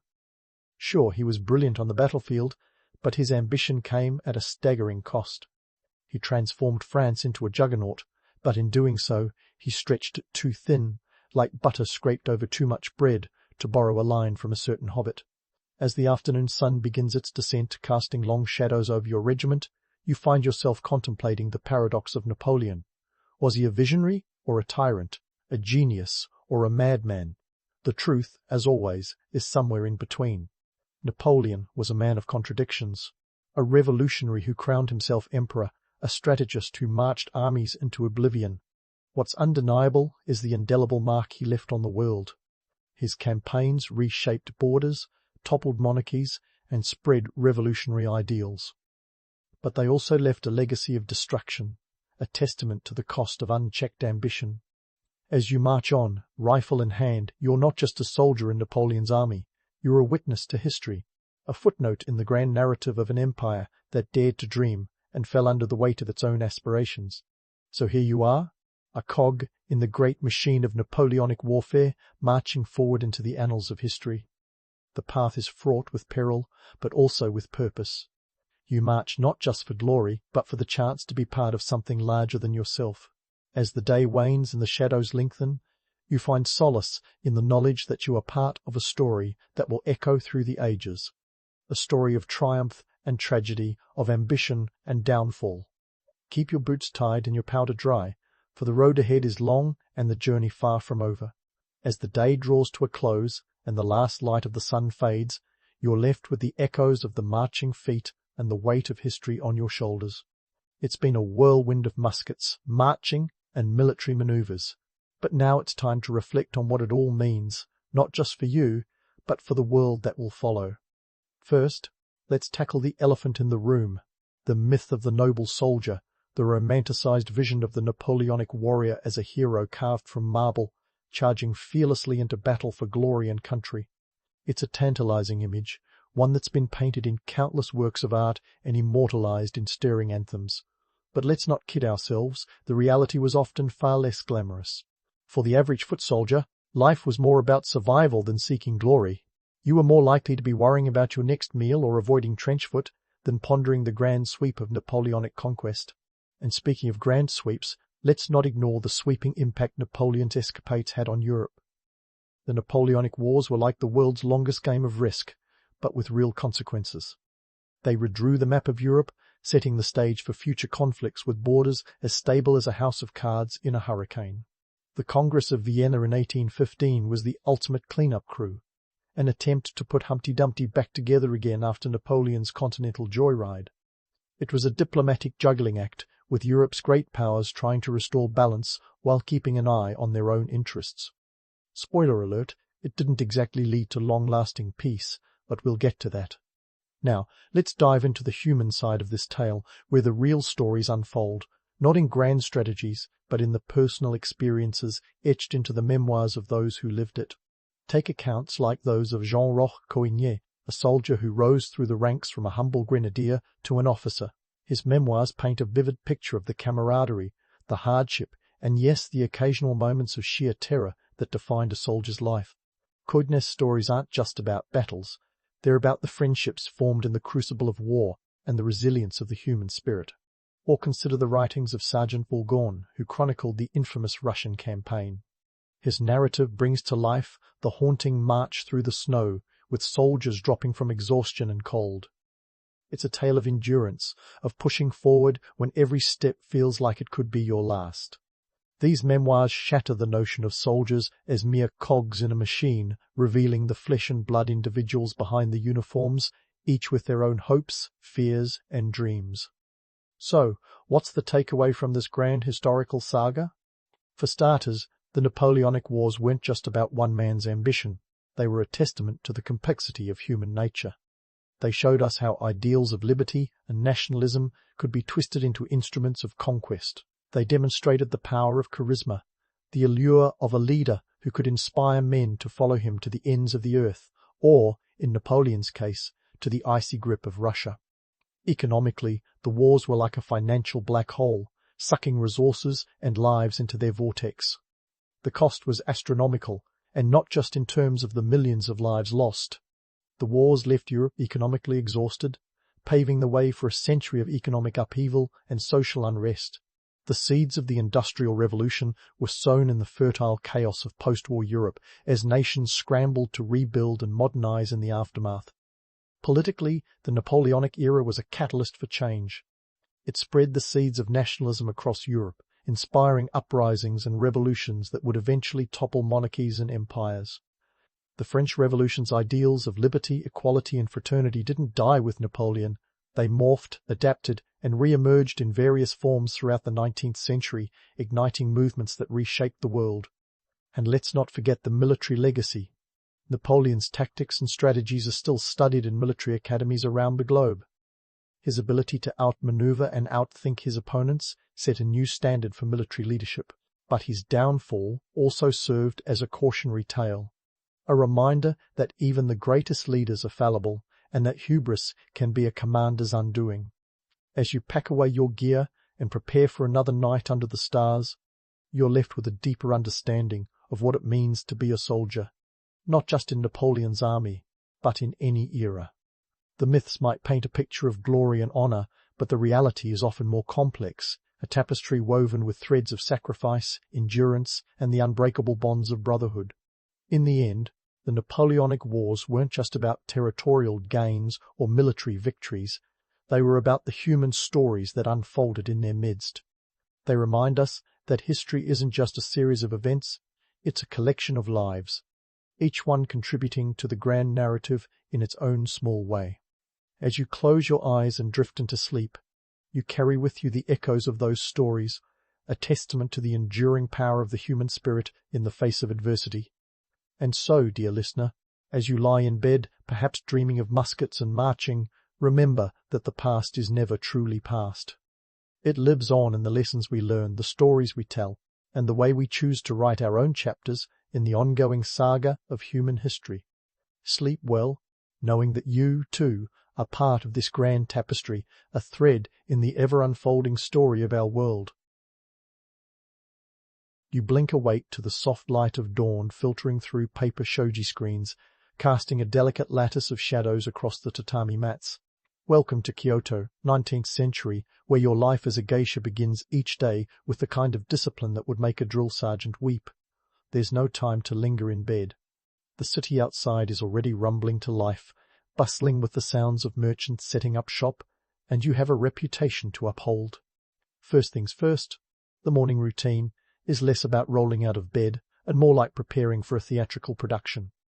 You're about to become a walking work of art, and every brushstroke counts. The kimono you'll wear today isn't just any garment, it's a silk masterpiece worth more than a common labourer's annual salary. We're talking anywhere from 30 to 40 Rio, the kind of money that could buy a decent house. This isn't just fashion, it's high-stakes investment in your career. So, you slip into this beautiful yet constricting piece of art with the help of the house mother or a fellow geisha, because doing it alone would be like trying to mount a horse with your feet tied. Then there's the makeup. Forget the quick morning routines of the modern era, this is a ritual. Your face becomes a canvas for oshiroi, the white rice powder foundation that both conceals and transforms. It's a look that screams elegance and mystery, though it might whisper ghostly apparition to the uninitiated. A crimson slash of beanie, lip color on your lips, and the careful painting of your eyebrows complete the transformation.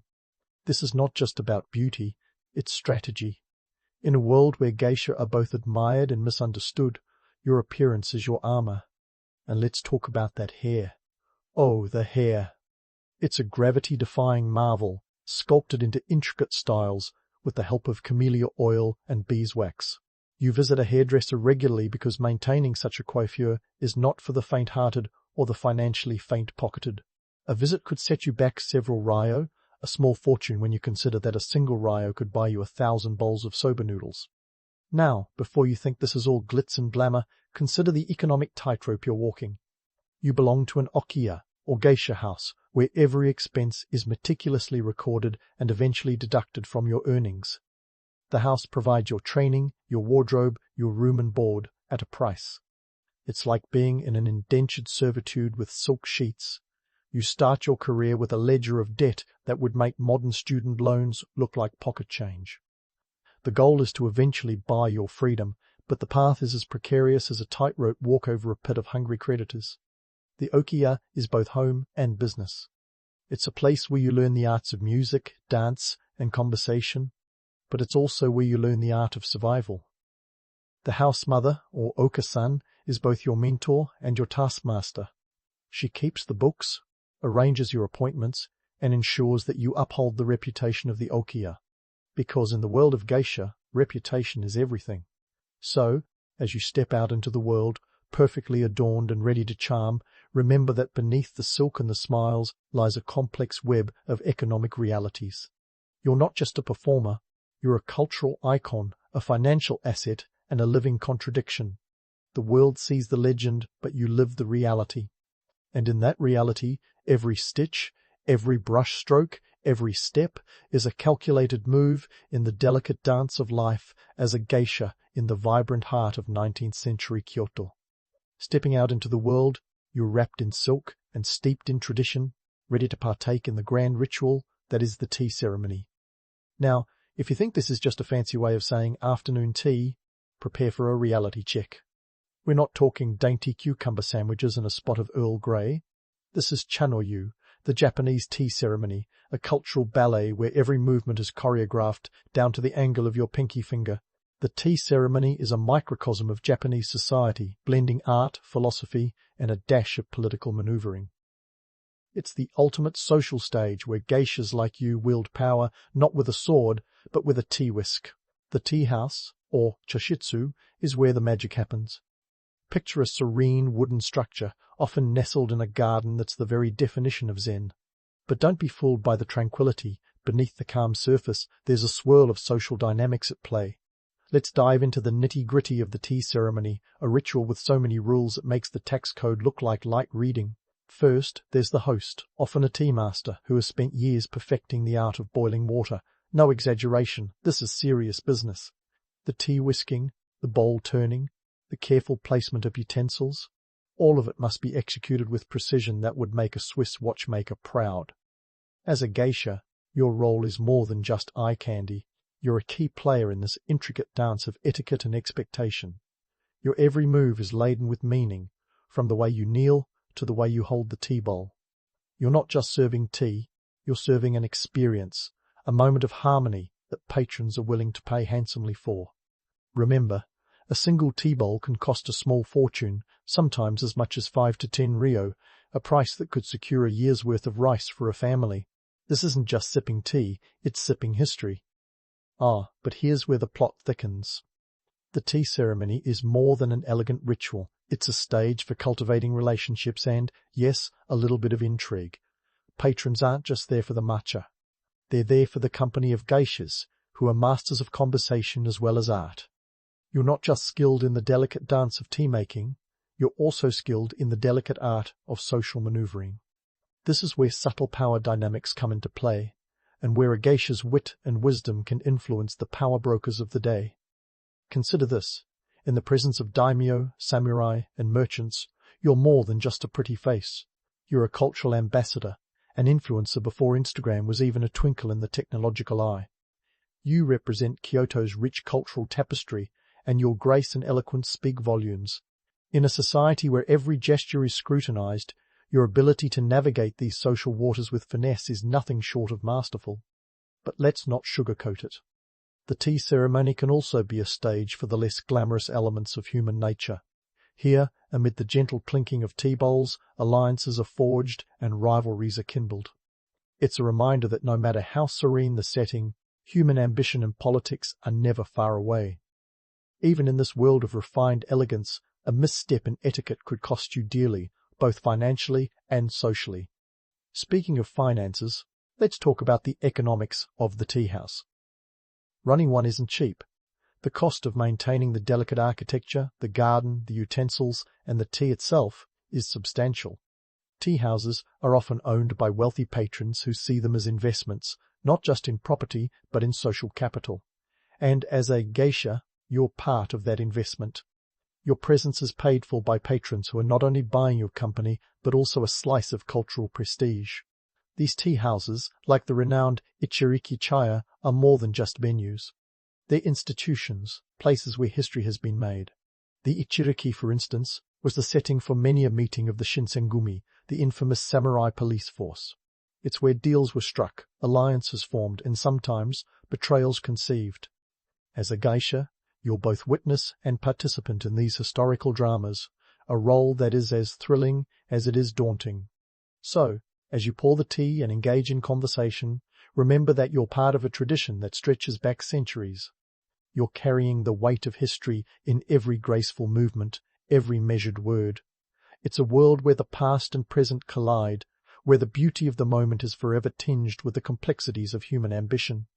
And as the day progresses, the tea ceremony becomes not just a ritual, but a reflection of the intricate dance of power, culture, and commerce in 19th century Kyoto. Now, your day as a geisha doesn't end with the last sip of tea. Far from it. As the sun begins to dip below the horizon, the night brings its own set of challenges and opportunities. But that's a story for another time, as we continue to unravel the layers of this fascinating world where art and life are inextricably entwined. As the tea ceremony winds down, you slip out of the chashitsu, leaving behind the whispers of intrigue and the aroma of matcha. But the day is far from over. The afternoon sun beckons you into the vibrant streets of Kyoto, a sensory overload of sights, sounds, and smells. You're about to dive into the pulsating heart of Edo period commerce, Kyoto's bustling markets. Picture this. Narrow alleyways teeming with vendors hawking everything from sizzling street food to delicate ceramics. The air is a heady mix of grilled fish, sweet chestnuts, and the earthy scent of freshly turned soil from the vegetable stalls. It's a scene that would make any modern farmer's market look like a ghost town. Here, commerce is king, and everyone's vying for a piece of the economic pie. Let's pause for a moment and take stock of the financial landscape. The Edo period, spanning from 1603 to 1868, wasn't just about samurais and shoguns. It was an era of unprecedented economic growth, with a burgeoning merchant class that had more cash than some of the samurai. Yes, you heard that right. Merchants, once the bottom rung of the social ladder, were rolling in dough, all thanks to Japan's closed-door policy, sakoku, which limited foreign trade and focused commerce internally. And speaking of dough, let's talk ryo, the currency of the day. A single ryo could feed a commoner for a year, yet here you are, a geisha, expected to navigate a world where a kimono could set you back 30 to 40 ryo. It's no wonder that the geisha profession was a high-stakes gamble. The myth of the geisha as a wealthy, independent woman is just that, a myth. Many geisha were deeply in debt to their okiya, with expenses meticulously deducted from their earnings. Think of it as a perpetual student loan, but with silk and shamisen lessons instead of textbooks. Now, as you meander through the market, you're not just shopping for necessities. This is also a networking exercise. Every vendor, every patron is a potential connection, a thread in the intricate web of social and economic ties that sustain your career. You stop at a fabric stall where bolts of silk shimmer in the afternoon light. The prices are steep. A single bolt can cost upwards of 10 ryo, but the bargaining here is an art form in itself. As you haggle, you're not just negotiating a price, you're engaging in a ritual that balances commerce with social grace. It's in these markets that the trade networks of the Edo period truly shine. Kyoto was a hub, a central node in a web that stretched from the rice paddies of the north to the bustling port of Nagasaki in the south. Goods flowed in and out like a well-oiled machine, with rice serving as the economic backbone. Yes, rice wasn't just food, it was currency, taxation, and a status symbol rolled into one. The koku, a unit of rice, became a measure of wealth, with one koku being enough to feed a person for a year. It's a reminder that in an era before cryptocurrency, commodities ruled the day. But let's not romanticize too much. The streets of Kyoto were also a microcosm of the wider social inequalities. While merchants and some geisha navigated the economic waters with relative ease, many were not so fortunate. Poverty lurked in the shadows of prosperity, a stark reminder that not everyone was invited to the feast. For every opulent kimono, there were countless others scraping by, trying to make ends meet in a society that was as rigid as it was vibrant.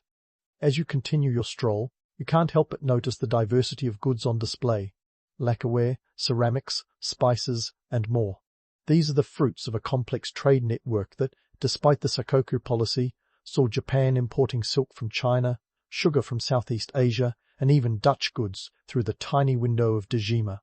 It's a testament to human ingenuity, finding ways to connect and trade even when the doors are ostensibly closed. Of course, the reality of geisha earnings is a far cry from the glamour often associated with the profession.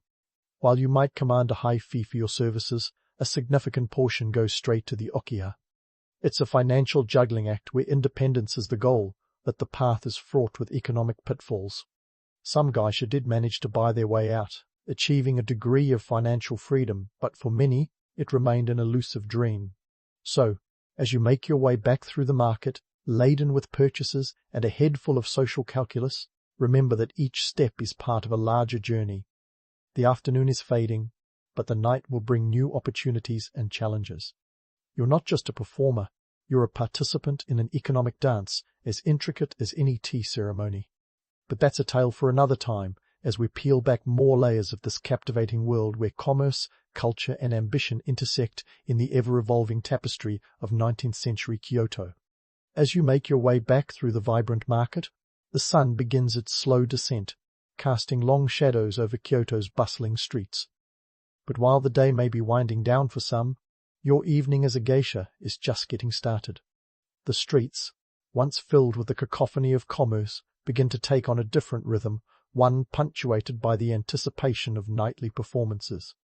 You're about to transition from the economic hustle of the marketplace to the artistic demands of the geisha world, where the currency is talent and the stakes, as always, are high. let's talk about the art of dance and music, the core of a geisha's performance.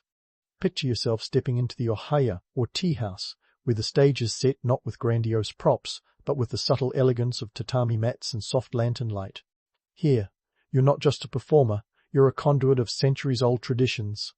The evening's entertainment revolves around the classical arts, with dance and music taking center stage. Your audience expects nothing less than perfection, and it's your duty to deliver artistry that resonates with both history and heart. It's important to remember that the path to becoming a geisha is paved with rigorous training.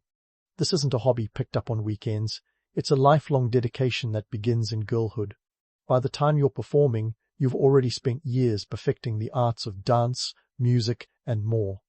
The shamisen, a three-stringed instrument that looks deceptively simple, is your musical companion. Mastering it requires both dexterity and emotional acuity. You don't just play notes, you express a spectrum of emotions from joy to melancholy with each strum. It's said that a well-played shamisen can move listeners to tears or laughter, and you're here to prove it. The dance, meanwhile, is a marvel of precision and grace. Every gesture, from the lift of a finger to the tilt of your head, is meticulously choreographed to convey stories that are as old as time. The dancers often draw upon historical tales, legends, and nature, serving as a living narrative of Japanese culture.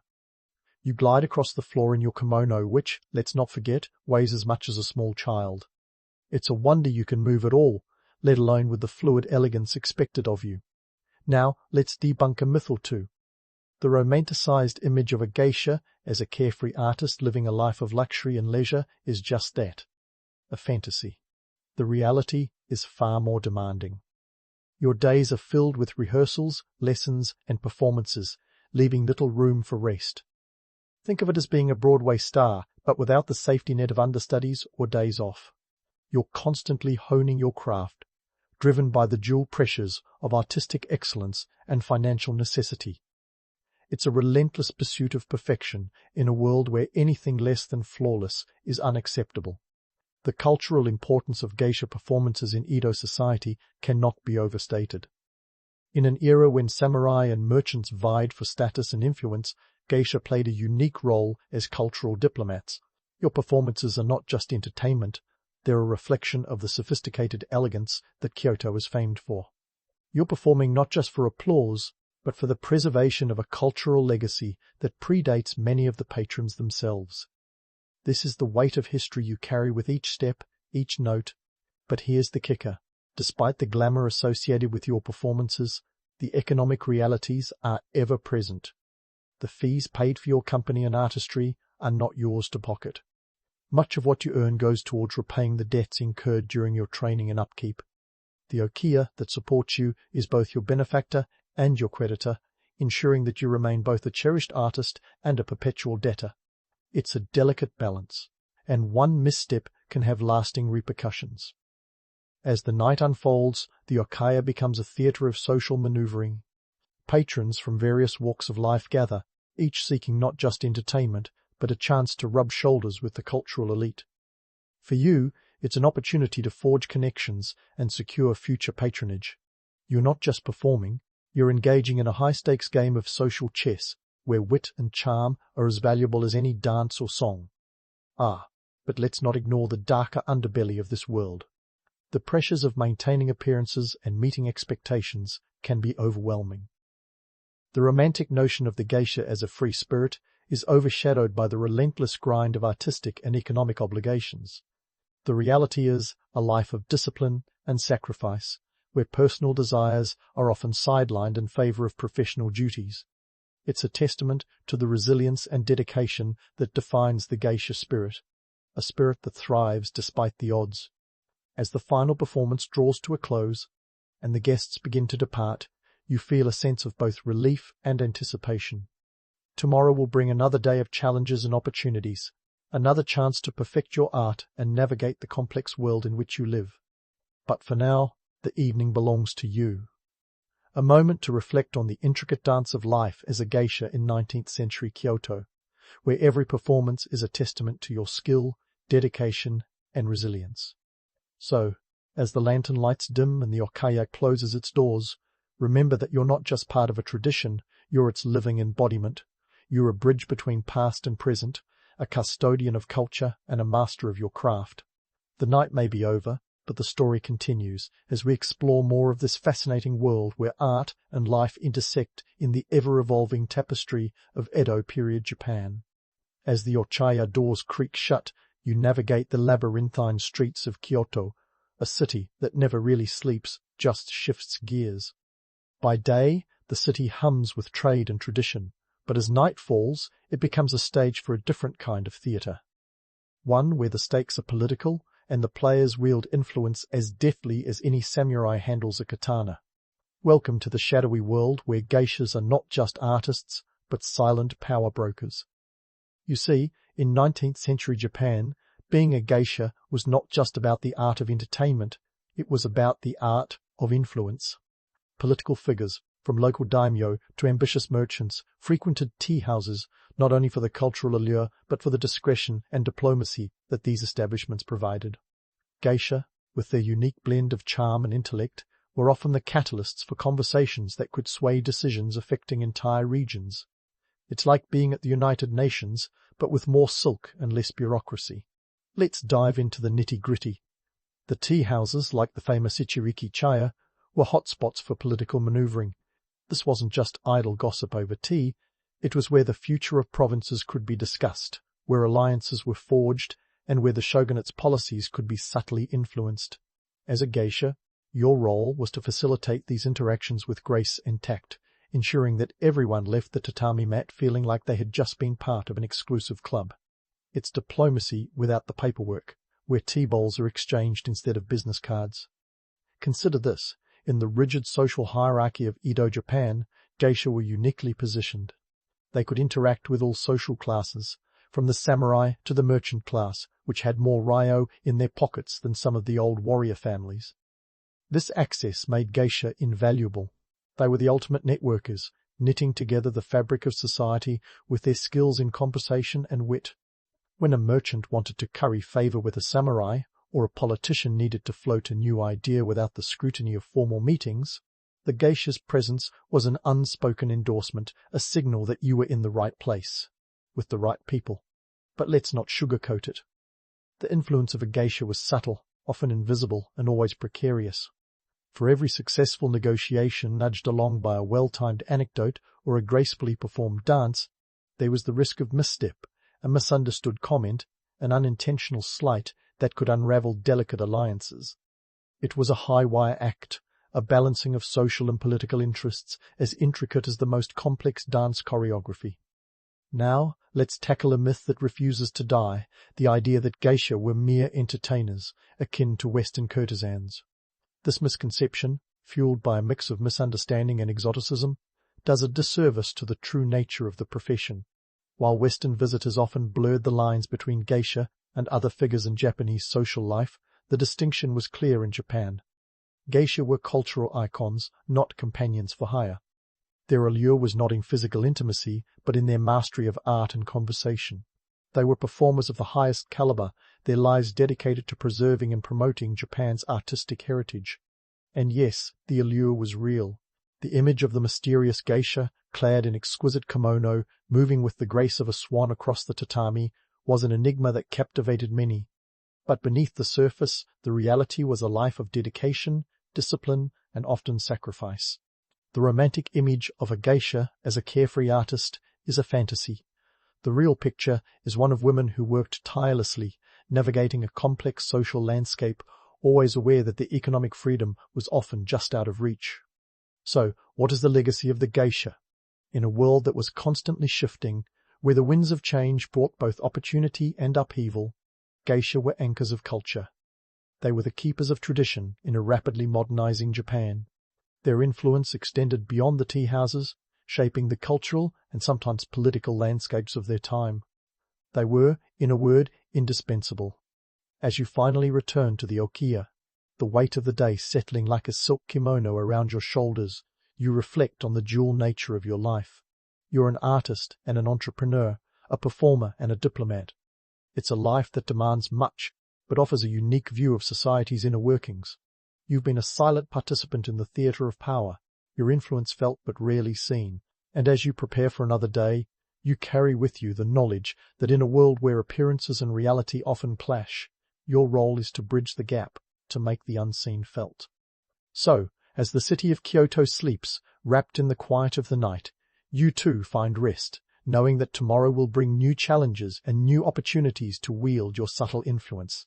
You're not just part of history, you're a living piece of it, a testament to the enduring power of art, culture, and the human spirit. And in this delicate dance of life, you are, as always, the geisha graceful, resilient, and ever poised on the edge of both tradition and change. The Olmecs didn't just leave colossal heads as their calling cards. They also wove the fabric of Mesoamerican society, quite literally. Picture this. It's roughly 500 BCE, and while the rest of the world is still working out the kinks in farming, the Olmecs are already strutting around in plant-based threads that would make any modern-day vegan fashionista swoon. Here's a civilization that knew how to take something as mundane as a plant and spin it into something utterly fabulous, and, more importantly, functional. The Olmecs were the original. Green is the new black crowd, long before it was a recycled polyester hashtag.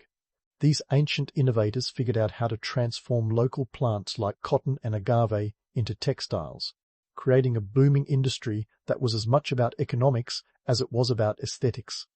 Forget the romantic notion of mystical weaving under moonlit skies. The truth is, a bit less poetic and a lot more practical. The Olmec civilization was driven by a practical need to clothe their people and power their economy.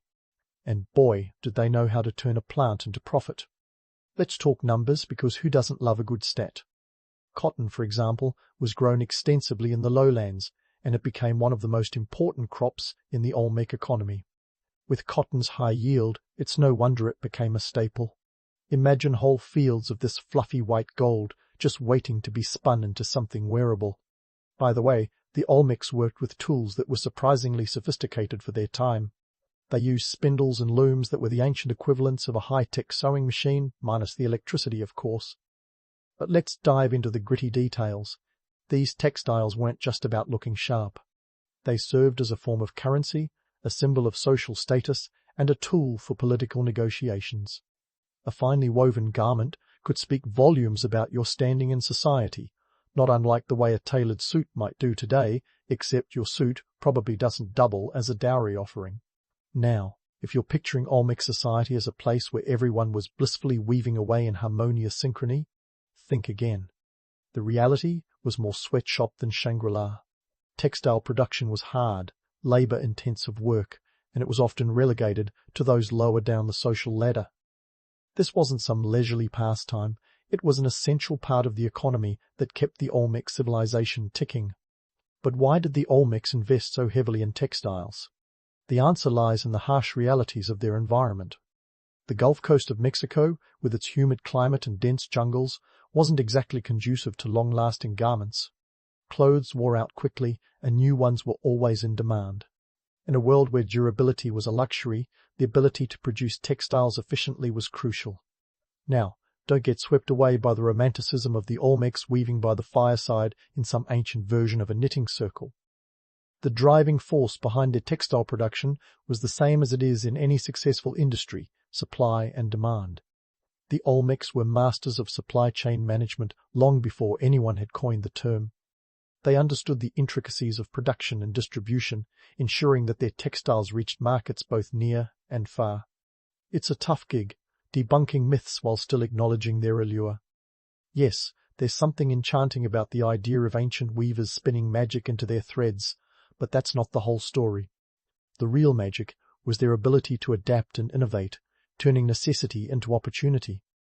They were entrepreneurs in tunics, and it's this blend of practicality and craftsmanship that truly set the Olmecs apart. So, the next time you slip into your favorite cotton tee, spare a thought for the Olmecs who paved the way. They were the original textile pioneers who understood that the threads of society are often woven from the most unexpected materials. And while their civilization may have faded into history, their legacy remains as tangible as the clothes on our backs. But hey, let's not leave the Olmecs basking in the spotlight for too long. it's time to turn our attention to the Mayans, who took the ancient textile game and turned it into an art form. If the Olmecs were the original trendsetters, then the Mayans were the fashionistas who brought haute couture to Mesoamerica. The Mayans weren't just about weaving for survival, they turned textiles into a symbol of status and power, a social currency that spoke louder than words. Let's kick things off with a splash of color, quite literally. The Mayans were masters of dye, turning their fabrics into vibrant tapestries of reds, blues, and yellows. They wielded their knowledge of natural dyes like artists with a palette, using everything from cochineal insects to indigo plants. If you think only modern designers know how to make a statement with color, think again.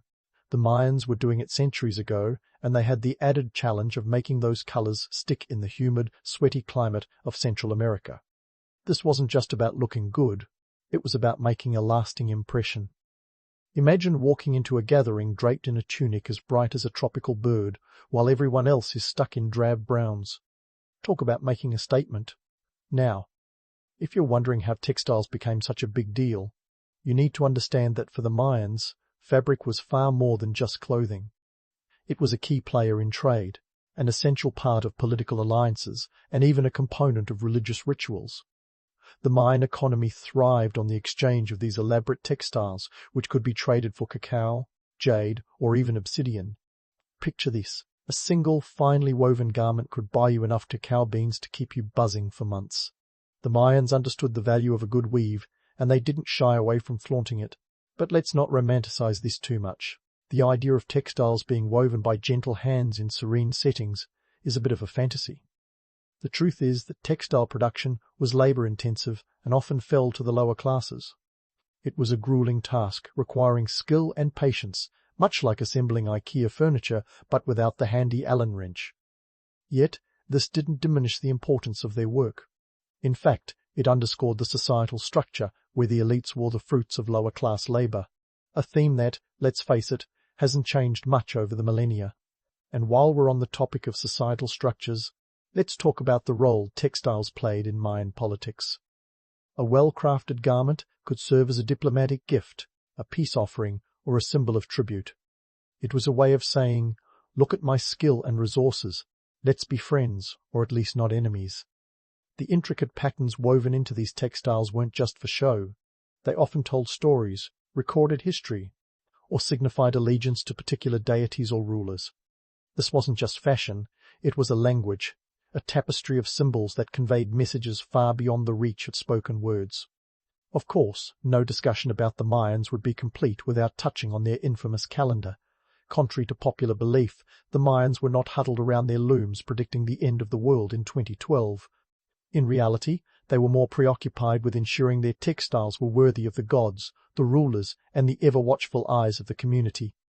The calendar was about cycles and rituals, not doomsday predictions. So while the rest of the world was panicking about the apocalypse, the Mayans were probably more concerned with whether their latest batch of dye would hold up in the rainy season. Let's also take a moment to appreciate the sheer complexity of Mayan weaving. The Mayans developed sophisticated techniques, producing patterns so intricate that they would make any modern textile designer swoon. We're talking about double-headed serpents, celestial bodies, and mythological scenes all woven into a single piece of fabric. And they achieved this without the help of digital design software. The precision required to create such patterns is mind-boggling, a testament to their skill and patience. In this world of vibrant colors and intricate designs, textiles were more than just items of clothing. They were a testament to human ingenuity and creativity. They were the backbone of an economy, a tool of diplomacy, and a canvas for storytelling. So the next time you find yourself reaching for that old, comfortable sweater, remember that our ancestors were wearing their stories, their status, and their beliefs, quite literally, on their sleeves. As we continue to unravel the threads of the Mayan textile legacy, let's not forget that the looms of history are ever spinning, weaving new narratives from the fibers of the past. And while we might not have all the answers, one thing is clear. The Mayans were weaving more than just cloth. They were weaving the very fabric of their society. And just like that, we spin the focus from the vibrant patterns of the Mayans to the vast empire of the Aztecs.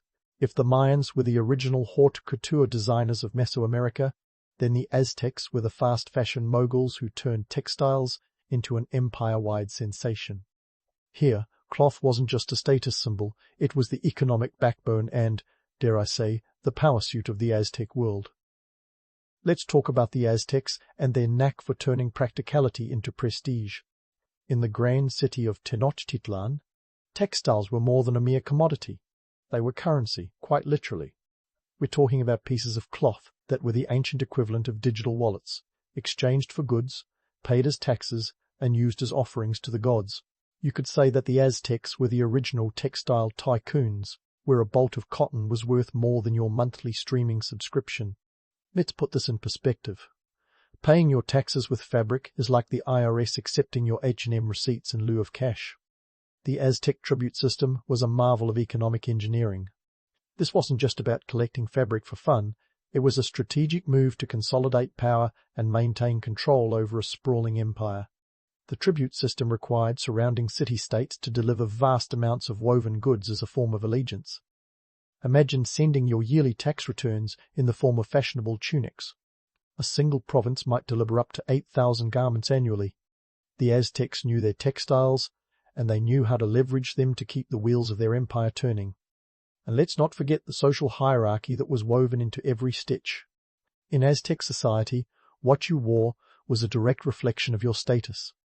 The elites donned elaborate garments adorned with feathers, precious stones, and intricate embroidery, while the common folk wore simpler attire.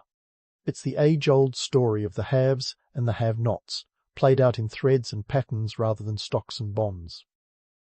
The elaborate costumes of the nobility were not just about fashion, they were a visual assertion of power and prestige. If you think fast fashion is a modern phenomenon, think again. The Aztecs were changing up their wardrobes with the seasons long before anyone worried about the ethical implications of disposable clothing. Now, let's unravel the tale of Montezuma II's alleged wardrobe of 100 outfits a day. Legend paints a picture of the emperor changing clothes more frequently than a fashion influencer at a photo shoot. While this makes for a tantalizing story, it's more myth than reality. Sure, Montezuma had an extensive wardrobe, but the idea of a literal 100 changes a day is about as believable as a catwalk made of clouds. The truth is more grounded. Montezuma's wardrobe was vast, yes, but it was a political tool, a way to project wealth and power, leaving an impression on allies and enemies alike. It was less about personal vanity and more about statecraft. The Aztecs knew that appearances mattered, and they wielded textiles as a means of control and influence. It was a way to establish dominance, to say, look at us, we have the resources to clothe our rulers in splendor while you toil in simplicity. This wasn't just fashion, it was a statement of hegemony, a demonstration of the empire's reach and power. But let's not romanticize the life of the Aztec textile worker. Much like in Olmec and Mayan societies, the process of creating these garments was labor-intensive and often fell upon the lower classes. It was grueling work, involving a meticulous process of spinning, dyeing, and weaving. The beauty of the final product belied the sweat and toil that went into its creation. The elite's sartorial splendor was built on the backs of those who labored tirelessly, much like the modern fashion industry that relies on unseen hands to produce its wares. Let's also touch on the role of textiles in Aztec religion and rituals. Clothing was deeply symbolic, often used in ceremonies and sacrifices. The garments worn by priests and ritual participants were imbued with meaning, serving as a conduit between the earthly and the divine. This wasn't just about looking good for the gods, it was about honoring them with the finest offerings the empire could muster. The Aztecs' innovation extended beyond fabrics to dyes with their use of cochineal, a tiny insect that produced a vibrant red dye that was highly prized and traded far beyond their borders. This little bug was worth its weight in gold, transforming plain cloth into a luxurious commodity. The Aztecs had mastered the art of turning the mundane into the magnificent, a skill that would impress even the most seasoned modern marketer. As we weave through the history of Aztec textiles, it's clear that these were more than just clothes. They were a currency, a status symbol, a political tool, and a religious artifact. The threads of Aztec society were tightly interwoven with their textiles, creating a complex tapestry of power, economy, and culture. So next time you slip into your favorite piece of clothing, consider the rich history of those who once wove their empires with fabric. While we may no longer pay our taxes in cotton, the legacy of textiles as a powerful tool in human society is as enduring as the threads themselves. And just like that, our journey through the textile marvels of Mesoamerica brings us to a place where grandeur met grit, where the loom was as mighty as the sword. Stay tuned as we continue to unravel the fascinating world of ancient textiles, exploring how these vibrant threads wove the stories, societies, and legacies of civilizations long past. As we leave behind the bustling markets and intricate looms of the Aztec world, let's fast forward to a moment that set the stage for an epic clash of cultures, the arrival of Europeans in the Americas. Now, if you think this was a simple case of Old World meets New World, think again. This was more like two worlds colliding at the speed of a runaway train, with textiles playing a starring role in the aftermath. When the Spanish conquistadors waltzed into Tenochtitlan in the early 16th century, they brought more than just muskets and measles. They introduced sheep, a creature that must have seemed as alien as the Europeans themselves to the indigenous peoples. Unlike the local cotton and agave plants, sheep were woolly wanderers with fleece thick enough to withstand the chill of a European winter, a bit overkill for the tropical climes of Mesoamerica. But hey, variety is the spice of life, right? The introduction of sheep, and, consequently, wool, dramatically altered the textile landscape of Mesoamerica. Before this, the indigenous people were working with fibers like cotton and agave, materials that thrived in their environment. Wool, however, was a game-changer. It was durable, versatile, and most importantly, new. Imagine the shock of the Aztecs, who had perfected their own textile techniques, now faced with a fluffy fabric that shed water like a duck. Wool offered a different kind of warmth and texture, opening up novel possibilities for textile production. But let's not get swept away by the romantic notion of European textiles sweeping in like a knight in shining armor. The reality was far more complex and, frankly, brutal.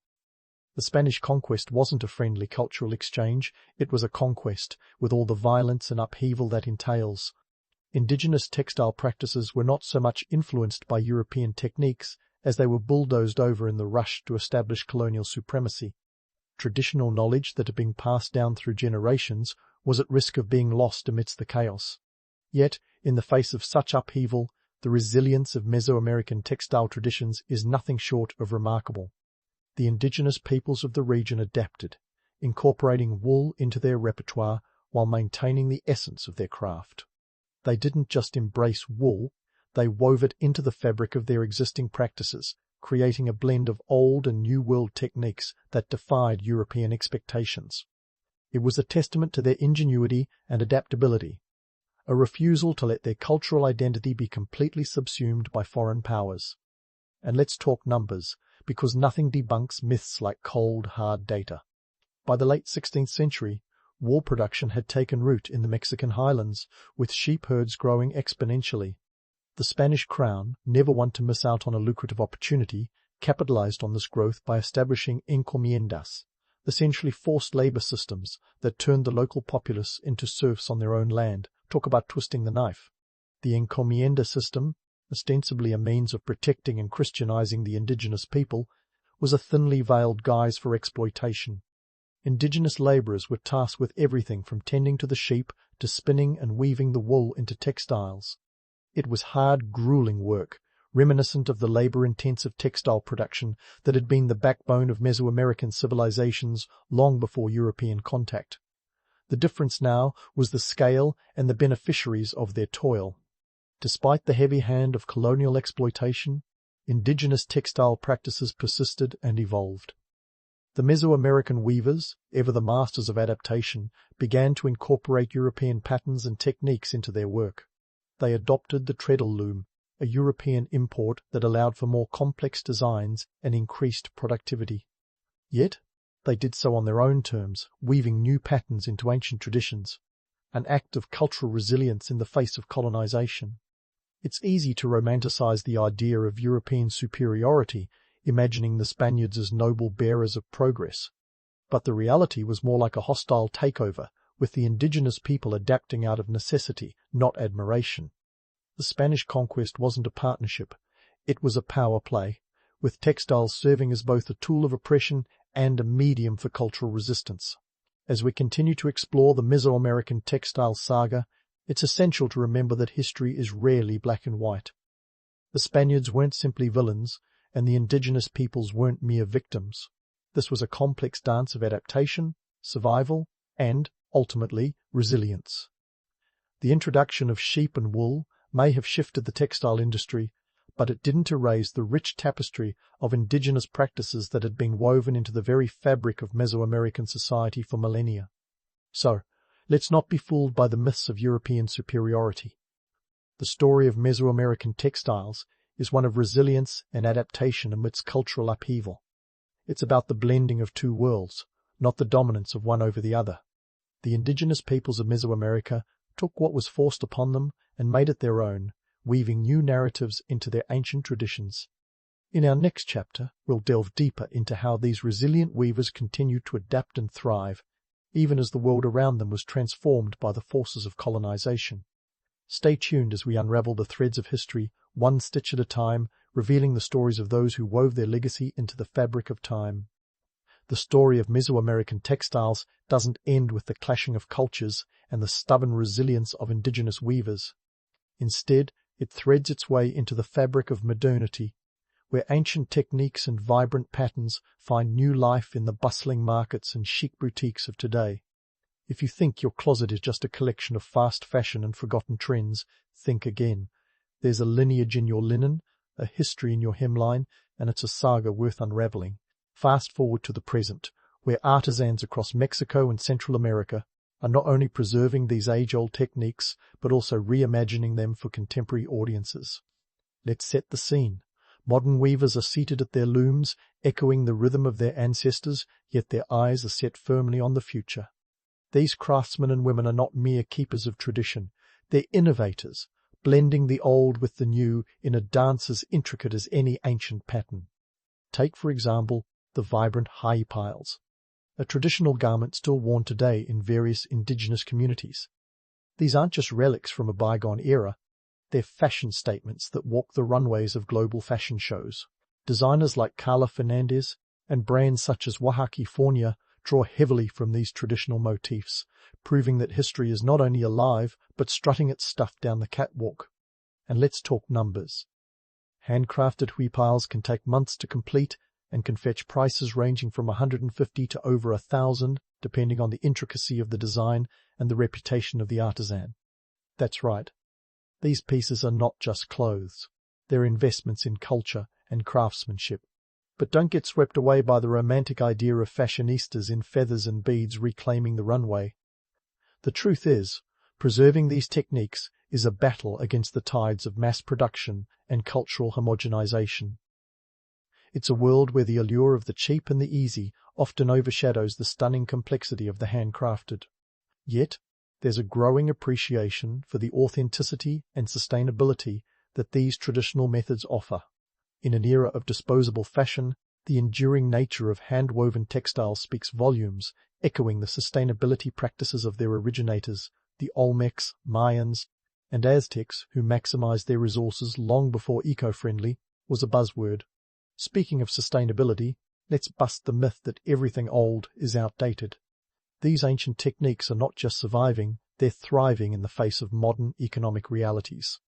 The global market for handcrafted goods is booming, valued at over $500 billion by 2023. People are increasingly willing to pay for quality and tradition, a trend that offers hope for the artisans who keep these ancient techniques alive. Ironically, the same economic forces that once threatened these traditions are now their saviors, as the global appetite for authenticity grows. But let's not romanticize the life of the modern artisan. While their work is celebrated, the economic conditions are often challenging. Many artisans face the harsh reality of competing with mass-produced goods that undercut their prices. The struggle to find markets that appreciate and are willing to pay for their work is an ongoing battle. It's a world where the romantic image of the artisan weaving in a sun-dappled courtyard is often overshadowed by the reality of tight margins and uncertain futures. And here's a twist worthy of a good plot. The very textiles once used to signify power and status in ancient societies are now symbols of cultural pride and resistance. In a world increasingly driven by technology and uniformity, These handcrafted items represent a connection to identity and heritage. They are woven statements of resilience and continuity, a testament to the enduring spirit of the people who create them. Now, imagine how these ancient trends would fare in today's fashion scene. Picture Montezuma II strutting down the streets of Milan in his opulent robes, sparking a social media frenzy with his daily outfit changes. Or the Olmecs, hailed as pioneers of sustainable fashion, making headlines in eco-conscious circles. The Mayans would likely be the darlings of boho chic festivals, their intricate designs coveted by influencers worldwide. And let's not forget the Aztecs, whose bold patterns and vivid colors would undoubtedly dominate the avant-garde collections of Paris Fashion Week. The ancient world meets the modern runway. It's a crossover episode we never knew we needed. But beyond the humor and hypothetical headlines lies a deeper truth. These textiles are more than mere threads. They are the woven stories of civilizations, the tangible links to a past that has shaped our present. They remind us that history isn't just something to read about in dusty textbooks or museum plaques. It's something we can wear, feel, and even flaunt. It's a legacy that's as vibrant and intricate as the garments themselves, a testament to human creativity and resilience. In wrapping up this historical tapestry, it's clear that the legacy of ancient Mesoamerican textiles is as enduring as the fibers from which they're spun. They continue to inspire, challenge, and transform, weaving history with innovation in a way that defies time. So, next time you slip into a piece of clothing, consider the stories woven into its fabric, the hands that crafted it, and the cultures that have dressed the world for centuries. Because in the end, history is best worn, not just read. And as we conclude this journey through the looms of time, remember, every thread tells a tale, and every garment is a gateway to the past.